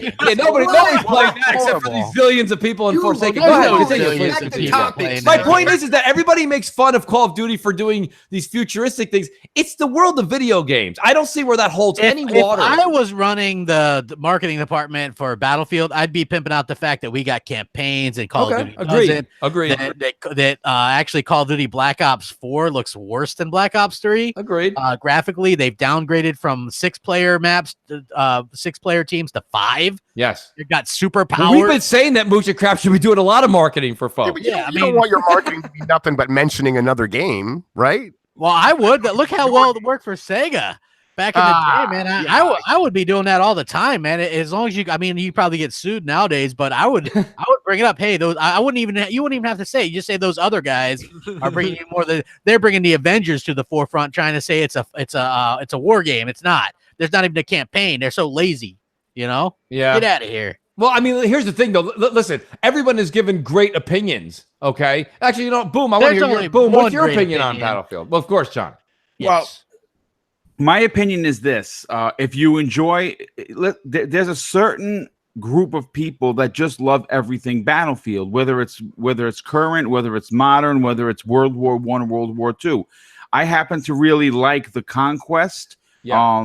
The Conquest online mode is where I usually play Battlefield. I don't usually play Call of Duty, but I don't really play, even the other one as much. But I am going to say this. It's funny because if you remember, prior to World War II and Battlefield 1, everyone, and I mean everyone, was crying about how, we want to see boots on the ground, right? Everybody wants that back. We get one game and everybody's like, well, that's it. I'm still very surprised. That was great. Yeah, well, I'm very surprised that they went with World War World War II after 1. Look, that's not even the problem, guys. You understand? Forget that. The fact of the matter that it's sandwiched between Call of Duty and Red Dead Redemption is why this game is dead. Yes. Yeah, that is what I was going to say. Yeah, that is the real problem here. They pulled a Titanfall 2 and literally sent this game off to die. Yeah, no, that's a damn shame. And I don't get that. You sit there and you say, I said this to Crap, and I understand. I maybe I'm wrong, and I don't know. But the month of November is pretty much wide open, right? So you have November wide open. Yes, everyone is definitely going to buy this shit out of Red Dead 2. Okay, apparently, except for Xbot448, but he will be. And the thing is that, right? Because Mel right now is smiling because Mel's like, I already pre-ordered it. So realistically, what I'm saying is that, like, okay, so it comes out October 26th. Why not? If you're Battlefield 5, you have nothing to lose. Come out 3 weeks later, just before Black Friday. Why not? What do you have to lose? People have already played their Western. They've already got their big buckle on. They've already kicked their horse a couple times. All right, I'm done. I want to get back to my first-person shooter for a while. Bang, here comes Battlefield 5, brand spanking new, right before the big holiday rush. This is what you do. Why smother it? Because listen, everyone on this podcast has made a great point to why Black Ops 4 may not be your game, right? Might not be your bag. I get it. But it's still Call of Duty, and it's gonna do just fine. No matter how much you want to hate on it, it's gonna do just fine. It's gonna be the first-person shooter of the casuals. It is, and then Red Dead's gonna be that third-person game. It is done. I think they're both gonna underperform because of Red Dead. I think underperform, yes, but Call of Duty will still do great. I don't know if that's necessarily the case. I mean, I think that it's been slacking a little bit ever since Infinite Warfare. I think they had a little bit of rebound with World War II due to the boots on the ground and a really solid campaign. Really, I know you make slight of it, Crap, and that's fine. You want to bust on it, you can. But we're talking casuals, and that's why Fortnite's doing so well. The fact that they're throwing in this massive battle royale, right? It's the game of the game of the games. And now you've got Blackout that's going to be in Call of Duty, and literally plays good games. That's fine. But the masses are playing that game. And this is my point. This is a big deal for everybody. That's why I think Call of Duty's fine. We don't have to agree. Dance, but it realistically is. I don't play. I mean, do you see where I'm coming from, guys? Anybody who Shady, let me say you, because I know you're a Battlefield fan, but realistically, like Blackout does make a difference for the casuals. It does, but that being said, why not the Battle Royale mode that's also launching in Battlefield? That Ring of Fire is pretty badass. It looks like it could be a mess. It's not going to be made by DICE. It's not going to be made by DICE. It's going to be made by some other company. That's fine. Yeah, well, it's not fine. Until it's out and until it is a mess, I'm not going to Blackout could be a mess. Blackout could be a mess. Blackout could be a mess. It could be. I'm not a doom and gloomer. You're not a doom and gloomer. We could also say this though. You know what? You know why Fortnite, the game that I don't play, is kind of popular is because it's free. Battlefield contingency plan is to release their battle royale mode for free to play. Right? So you're not taking it.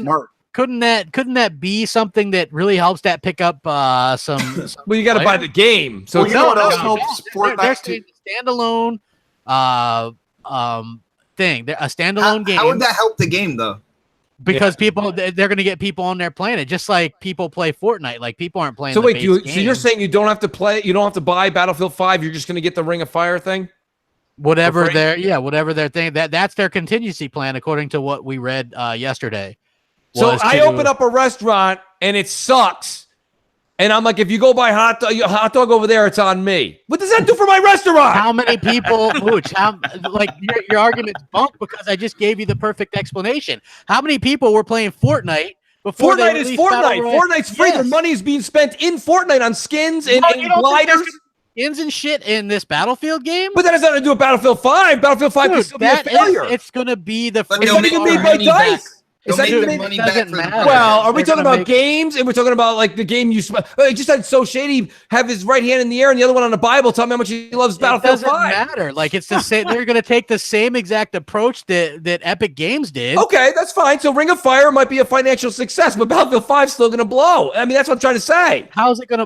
I'm just saying it might not do well. Might not do well. Well, I mean, like they do have contingency plans in case anybody didn't know. I mentioned this on a show where 45 people watched yesterday. But what happened was I was talking about how they said the contingency plan was to release a lot of free DLC, map packs, this free possible battle royale mode for Battlefield. That's good things, right? I think that's incredibly nice. Yep. Great for all of that game, not the other one we were talking about. But yes, I don't think the pressure is as big on these games to do as well right out the gate anymore as they used to, especially during this time of year.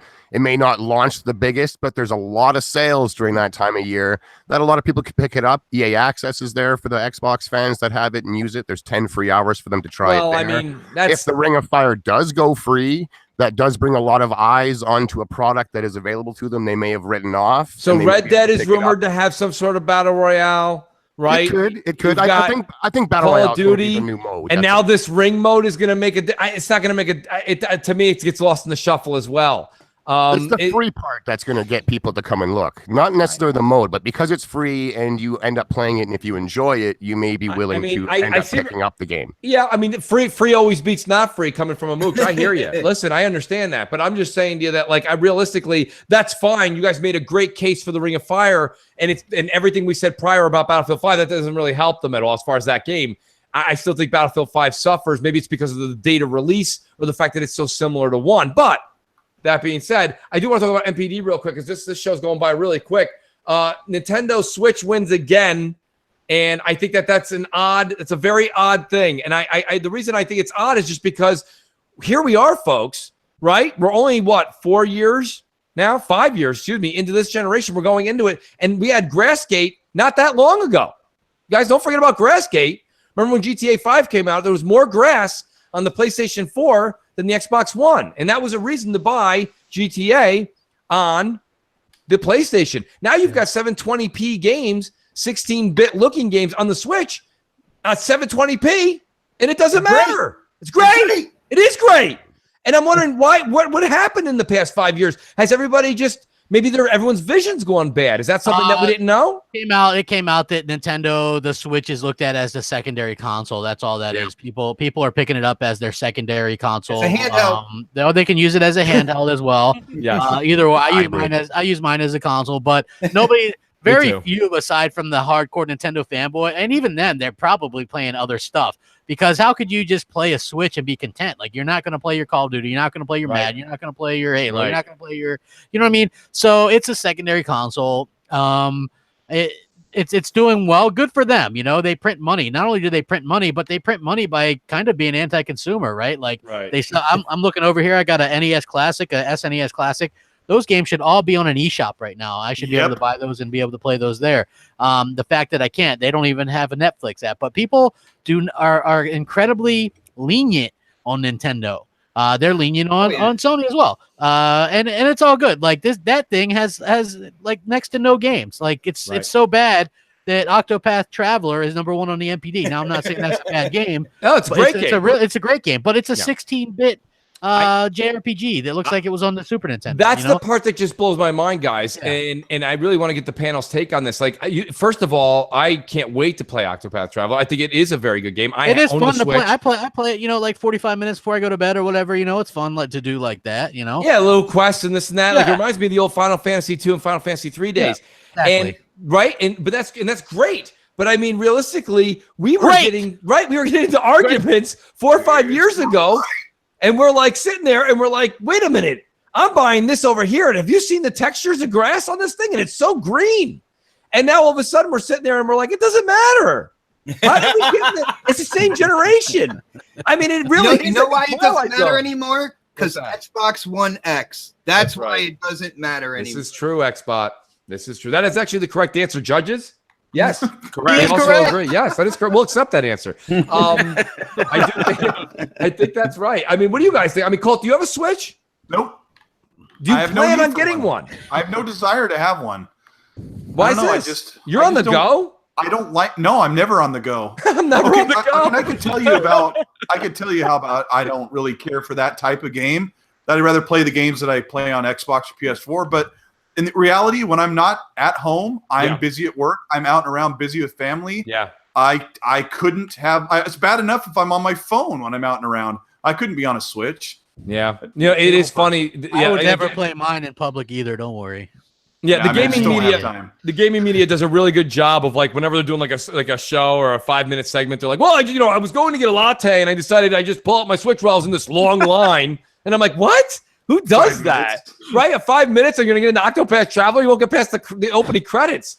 The city where I grew up in, if you were stopping for a coffee and you pulled out a video game in line, you might not want to do that there. You probably got robbed, is what you're saying. Hey, Mooch, what about all the rooftop parties that got hosted?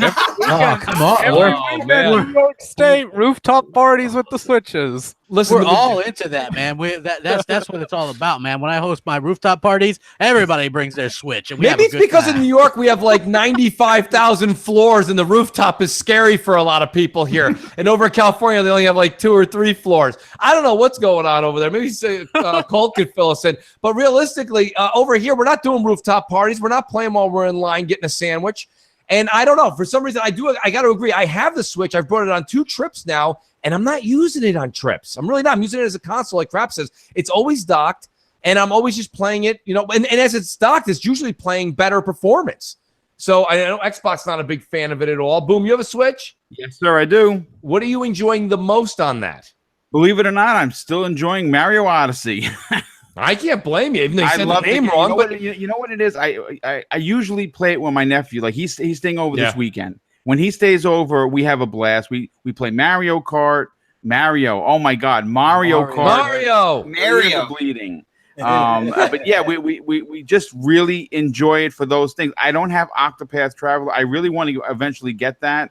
I'm looking forward to Smash Brothers this December. I really am. It's I mean. Again, it's when I play with him is when I really enjoy it. I haven't played, consistently since for a while now because I put like 120 plus hours into Zelda. I really enjoyed Breath of the Wild. I mean, that was you know, I'm not going to say anything bad about it, Boom, because Zelda to me personally just holds a warm spot in my heart and my youth. But I've played a good amount of that game, and the environment to me, that's the only thing I think it just felt so empty. There was just some parts of it that are like so blah, and that's the only reason I just had a hard time with it. I wish it was because basically, let's be honest. I mean, it's a Wii U game that was ported over. So I mean, I'm looking forward to the next Zelda. And I hope that it's got a much more Zelda, like even if you go back to the NES days, I mean, it was just those little trees in the middle of like each square you'd push through, but like it was still full, this is just so empty. So I wish there was a little bit more to it. But I mean, now, Alan, you travel a lot. Are you a Switch user? I have a Switch, but it doesn't get turned on that often. Like it is mostly like the weird thing is I'll travel and I'll bring, my Switch, and then it just won't get turned on once the whole trip. Okay.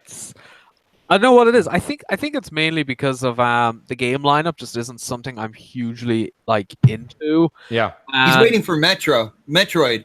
Yeah, I was like, at the end of the day, when I'm at home, I'm going to be playing on my One X. Like my PS4 rarely gets turned on, and none of the exclusives this year have really interested me that much on that system. So, a similar thing really with the Switch. So I kind of just put my money forward towards Xbox One X games. I gotta ask the panel. Does anybody do this the way I do? All right. As soon as I hear MPDs, now it's seeing where the future of the console industry is going and seeing the possibility of forwards compatibility with Xbox. I hear MPD numbers and I laugh to myself now because they really don't mean what they used to, man. Here's the thing. How can you even you can't even really bring up what Xbox does on MPD since they don't share the numbers and haven't for years. So you can't even make an accurate prediction is the thing. Like you hear people go 29 million, 39 million, 35 million, right? Like they're all over the place. The bottom line is this. Microsoft, whether you like it or not, took the fanboy out of that, right? So now it's no longer relevant. What they did do was make it perfectly clear that Xbox is making, and I don't care. I only care about them making enough money to continue on making games, making consoles, right? That's where it ends for me. And they are making it perfectly clear that they're making a shitload of money. And that's what I think what everybody should care about in terms of like when they go now game sales.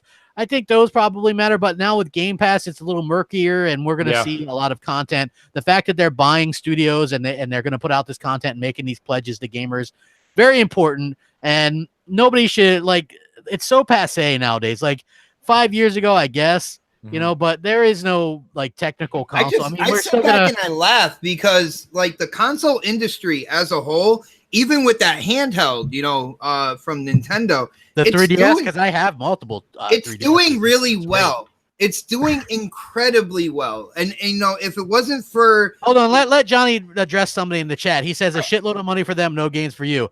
Bro, do you think that the studios that they just bought are playing fucking tiddlywinks? Or are they building games, kid? They're building games. What did you do for the first 3.5, 4 years of this generation on PS4? Because I'll tell you what I wasn't doing. I wasn't playing Knack. I sure as shit wasn't playing Drive Club or The Order 1886. And if you were, I feel sorry for you. So guess what? And what have you guys been playing since April? These people are so...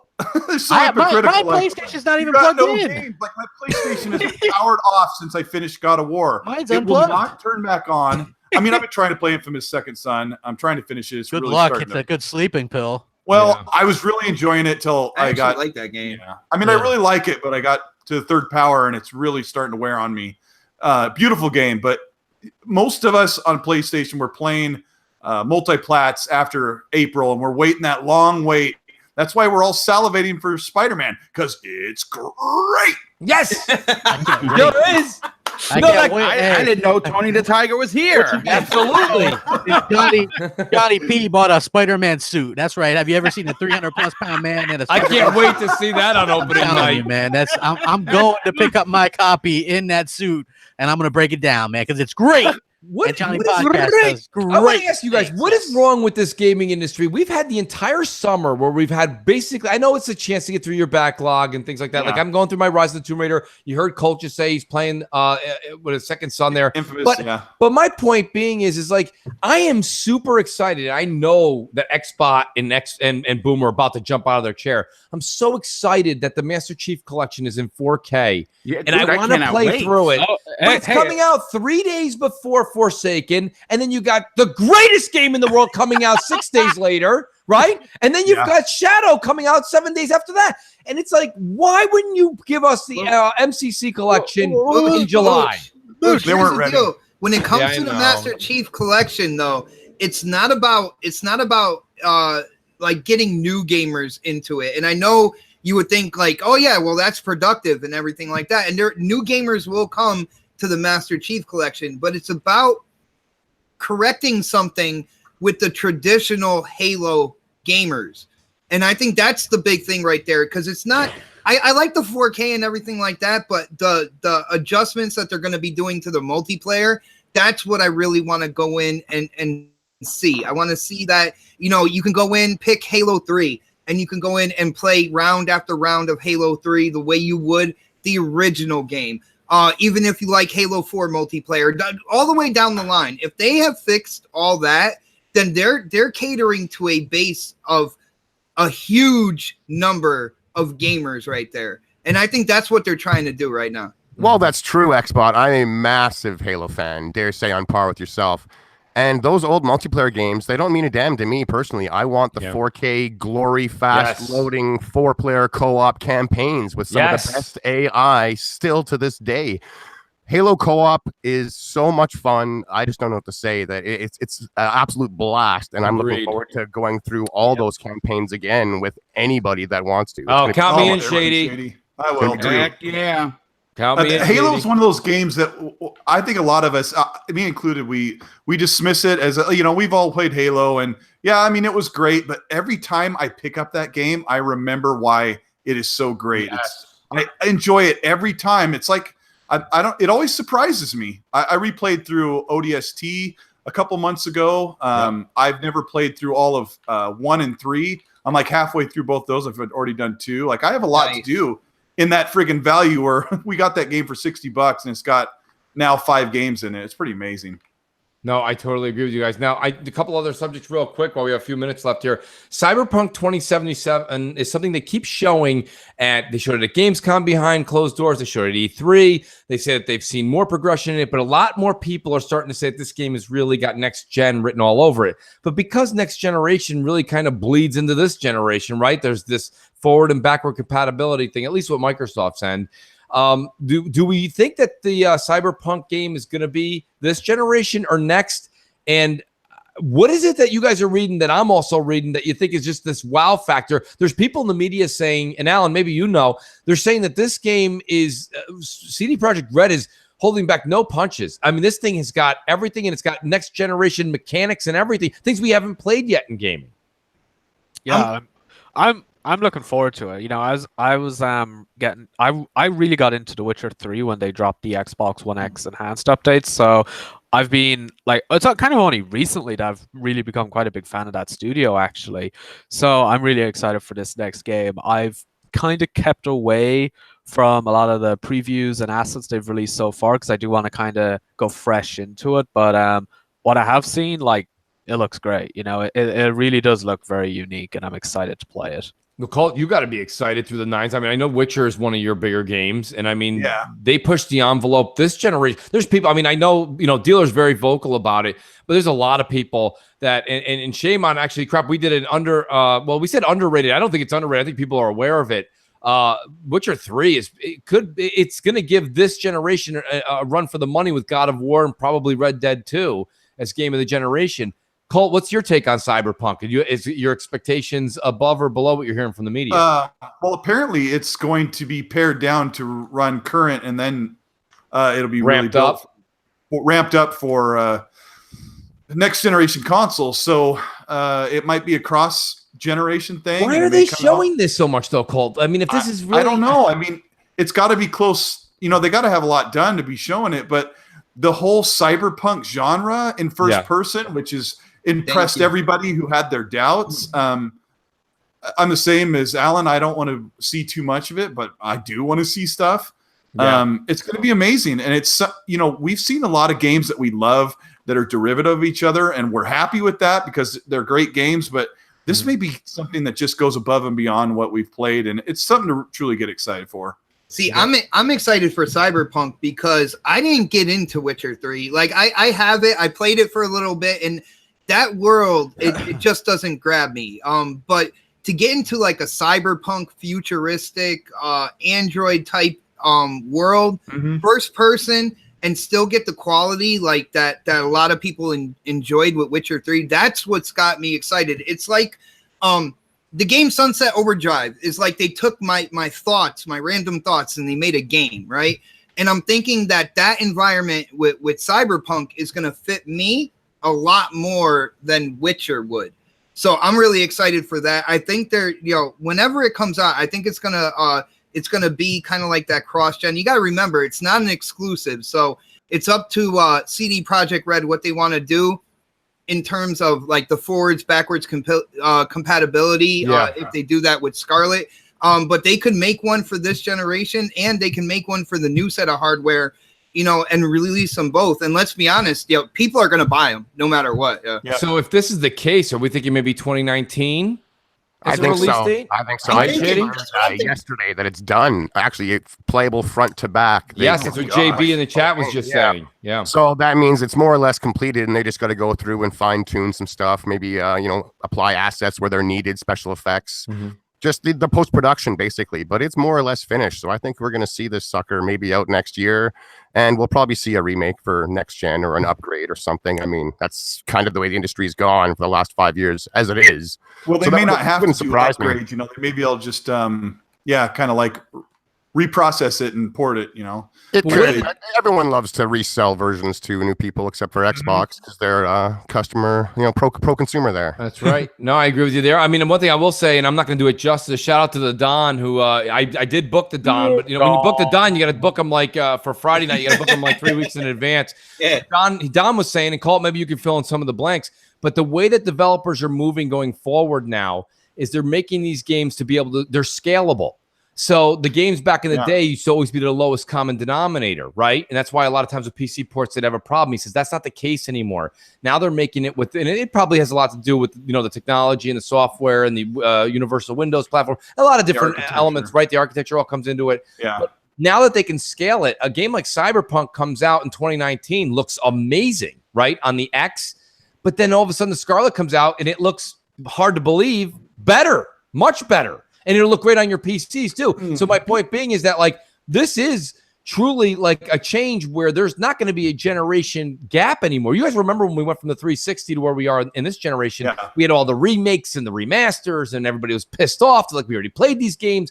We sit here and we talk about the early launches of console games on both consoles, but realistically, we played a lot of remasters this generation for the first year and a half. Right? Everybody's excited about Watch Dogs is coming out, and Watch Dogs suck. Go ahead, Cole. Yeah, like a quarter of our games this generation were probably close to being remasters. Probably close to what we played. But looking at an upgrade for Cyberpunk when we get the new console, it's probably, if you're on PS5 or the Scarlett, when the update comes for your new console for Cyberpunk, it's 60 frames instead of 30.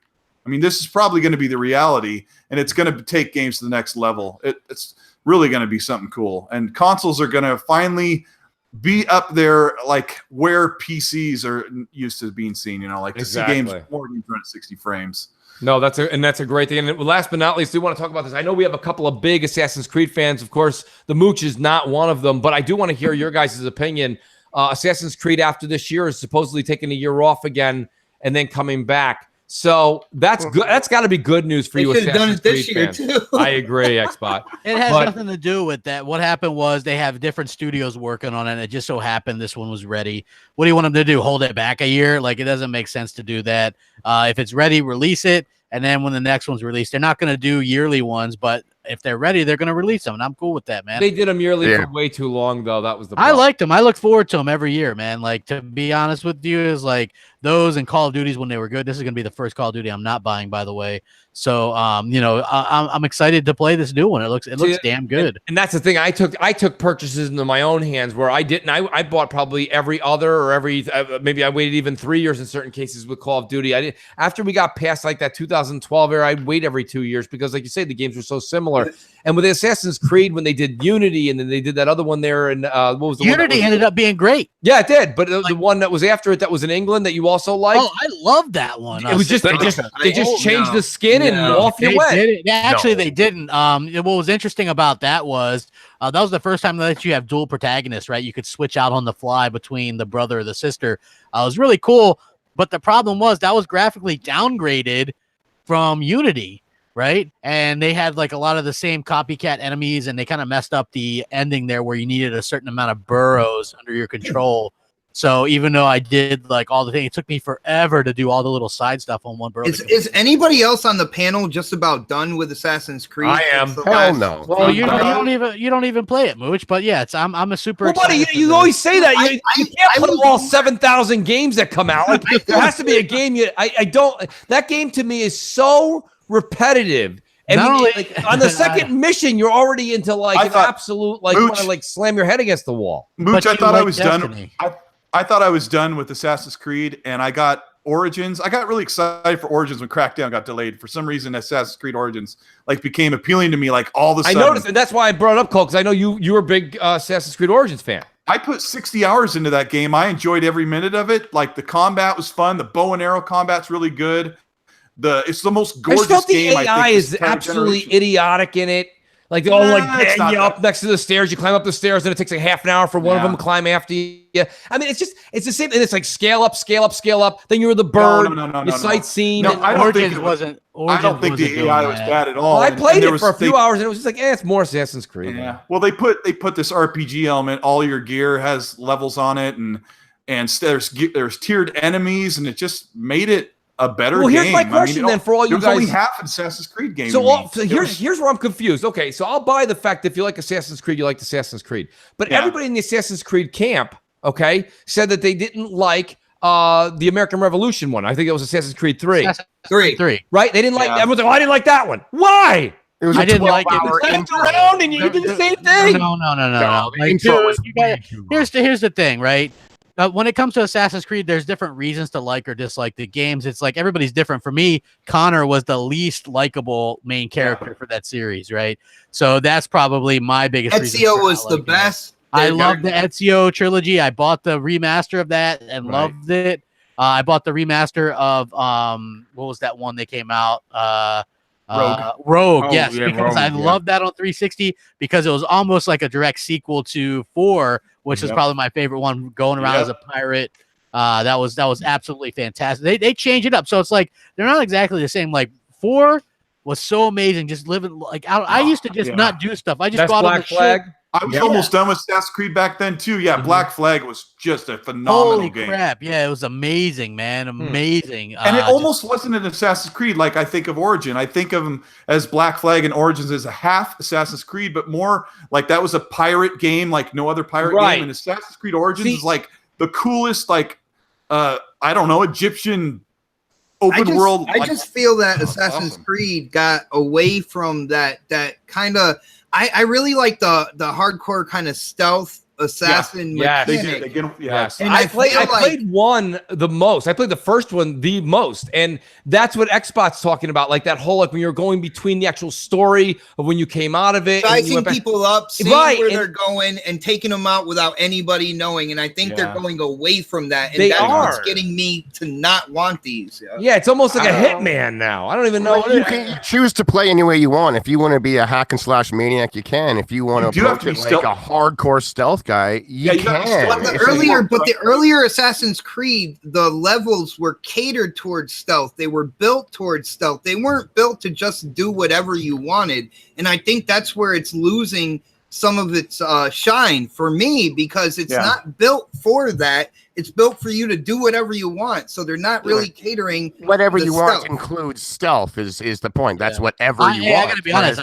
When it's just stealth. I rarely use stealth. I just go in and I still pretty much can accomplish what I want. And that's why he likes these. You see? But they have these really tough forts with captains and all these guards everywhere. And most of that fort, you have to be really stealthy. And those are really fun too, because they're all leveled and it's just, I don't know. So they made the whole reason they came up with this game in the beginning and the first few iterations, and they made it forts in the last series. Like, you know what I'm saying? That, to me, I feel like it's going into the more wide range of, like you said, just do whatever you want. It's not being built for stealth, and I can feel that. So wait, I mean, so what we're seeing though with the new game that's coming out this year is that something that you guys think is like too much of a clone of Origin, Odyssey? No, not at all. I think it looks fantastic. I hear a lot of people claiming this new one looks like DLC, and I think they just haven't watched the trailers or can't understand. It's more Black Flag ship battles than more than that. It's massively expanded. There are huge decision making while you're talking in your dialogue trees. What's the release date, Shady? I think it's October 16th, I believe, something like that. Something like that. Yeah. God, that's smack in the middle of holy shit. I always like Assassin's Creed because it has some of the most gorgeous vistas in video games. It does. Do what a lot of people did last year is the game came out in October, and by Black Friday, you could buy it for like $32. Yeah, October 5th. And you'll be done with Red Dead, or actually Red Dead. October 5th. That's wait. that's 3 days after Forza 4. Yeah, I just think it's massively expanded in a lot of ways. You can recruit almost anybody, including quest givers in the world, to be a part of your crew on your ship, and everyone has their own perks and abilities. Shady, JB in the chat said that he wishes that they brought back the co-op ability. That's it. Now, if you and I, Shady, you go, you know what, Mooch, fine. You don't like it, fine. Once you get the game, we'll run through it. That actually would intrigue me. And the game is kind of built that way that it should be able to handle something like that. And why not bring that back into it? I thought that'd be cool as well. I was disappointed that they pulled it out after Unity. Remember, Unity was pushing it with 4 player. That's right. And I think with the right crew of guys, like any co-op game always is, but it would be amazing to be able to, see your friend climbing the building across the way, get into position, and you're getting into position, and I'm like, all right, listen, you get the guy on the left, I'm going on the right, and then we got to both attack. I don't know. That's the whole thing with stealth that I think it would be intriguing, and no one's really done that unless something comes to mind to one of you guys. I haven't seen a game like that, and Assassin's Creed got that written all over it. That's what I mean by changing it up a little bit. Of course, you're not changing Assassin's Creed from its base. It is what it is. But I just feel like, after you got Colt, who just finished 60 plus hours of climbing a pyramid, now he's going to climb what? The Statue of David? It's like, all right, I don't know. For some reason, it's like, give me something else to do in it since there's such close in release times. Some interesting handholds on that statue, by the way, on the way. Yes, there are going to be some. Yeah.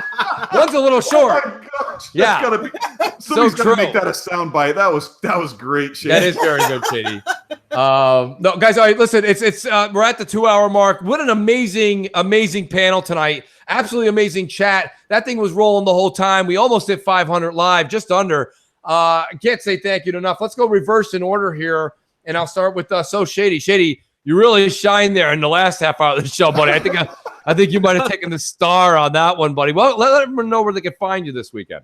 Oh, thanks a lot. I love being here. I'll come back anytime, Mooch. Awesome, everyone can find me at Twitter. I am So Shady at the Sesh Empire.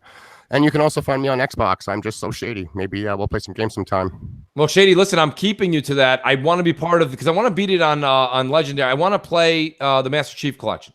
Oh, Legendary. It's awesome. Let's do it, buddy. If you're in there, I want to be part of that 4-person team. So count me in. All right. Sweet. And then I've got my buddy Colt Eastwood. Colt, I hope everybody learned that Colt is probably one of the nicest people in the world. Don't go by the artwork. Colt, let everybody know where they can find you, buddy. Yeah, my DMs are open. If you guys have any questions about some man drama channel, about something you thought I said, just ask me a question. But I want to say something real quick about Shady. I was fortunate to meet Shady on Xbox Live game chat, on a party chat when Sea of Thieves first came out. And I don't know what it was. We hit it off right away. We had some fun, and we've been talking. He's on RDX, a podcast I'm on with Dealer Gaming, and it's just been really cool to have somebody that it's fun. Makes me laugh like that comment about the statue of David. But very true. Yeah, really good panel tonight, and I'm glad I got to be on here. It was a good time. But check out my channel. It's Colt Eastwood on YouTube. And, that's what I said. I was like, Colt, give yourself a plug. Yeah, I do these little tiny videos once in a while, and yeah, just go check me out. It's fun stuff. Yes, I learned that the PS5 is coming in 2019 thanks to this man, Colt Eastwood.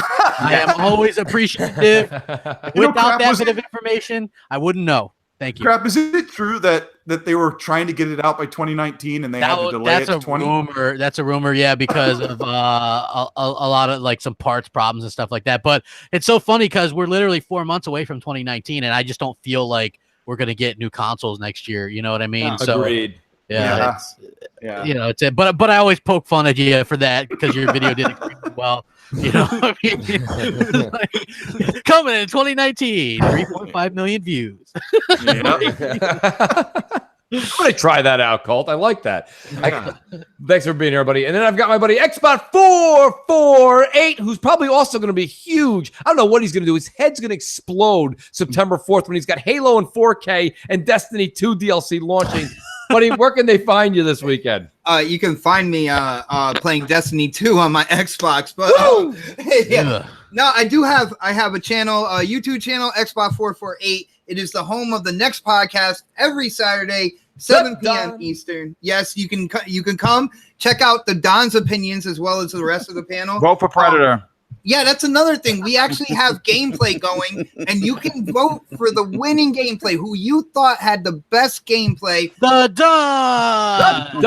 Him all the time.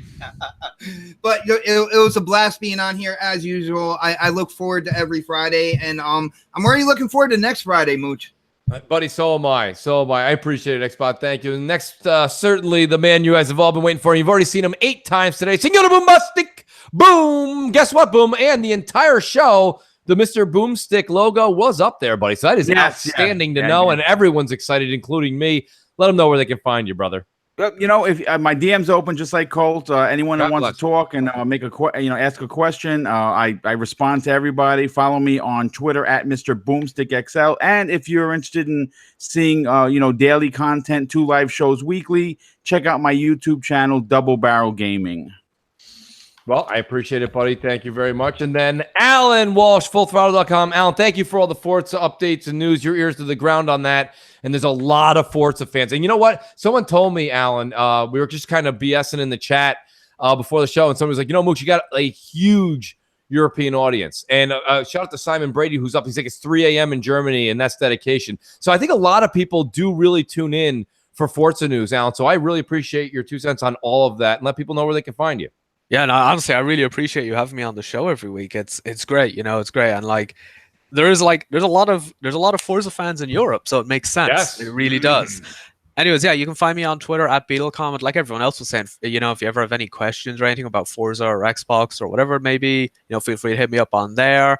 And the website's fullthrottlemedia.co.uk. This week we had all the Horizon 4 Gamescom stuff, so they had like new 4K screenshots. We uploaded new 4K gameplay in 4K. So if you have 4K now, go watch it on there in the full quality. I watched it on my TV and it looked stunning. So feel free to check that out. It's on the website. And yeah, we had the coverage of the Halo event and all that good stuff.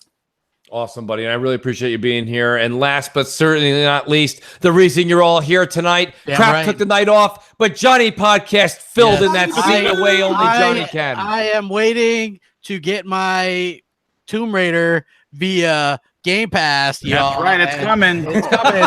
It's coming. I mean, the game's coming out in 2 weeks? And you already own it. They're crafty. They're crafty. I can tell you that. But yeah, I'm always happy to be here. My DMs are open for a price, but you don't get nothing for free, my friends. I'm just saying. So, I think I shut down some people in the chat. This poi guy says the Xbox One X is trash. Nice. What does that make the Xbox, or what does that make the PS4 and PS4 Pro exactly? Right? I mean, come on. It's hands down the best console that there is or ever has been. So to date, anyway. So, it's been a good time. The fans have come out, supported us. Yes. That's great. They wanted to see me. I'm here. I got my, I got I got my collar popped. I'm doing. You do, Shooter. I do. I've done that about 20 times this whole podcast. I don't know if you're Shooter McGavin, Johnny, or if you're actually the coach from the Blackhawks in the Mighty Ducks. Both. Win.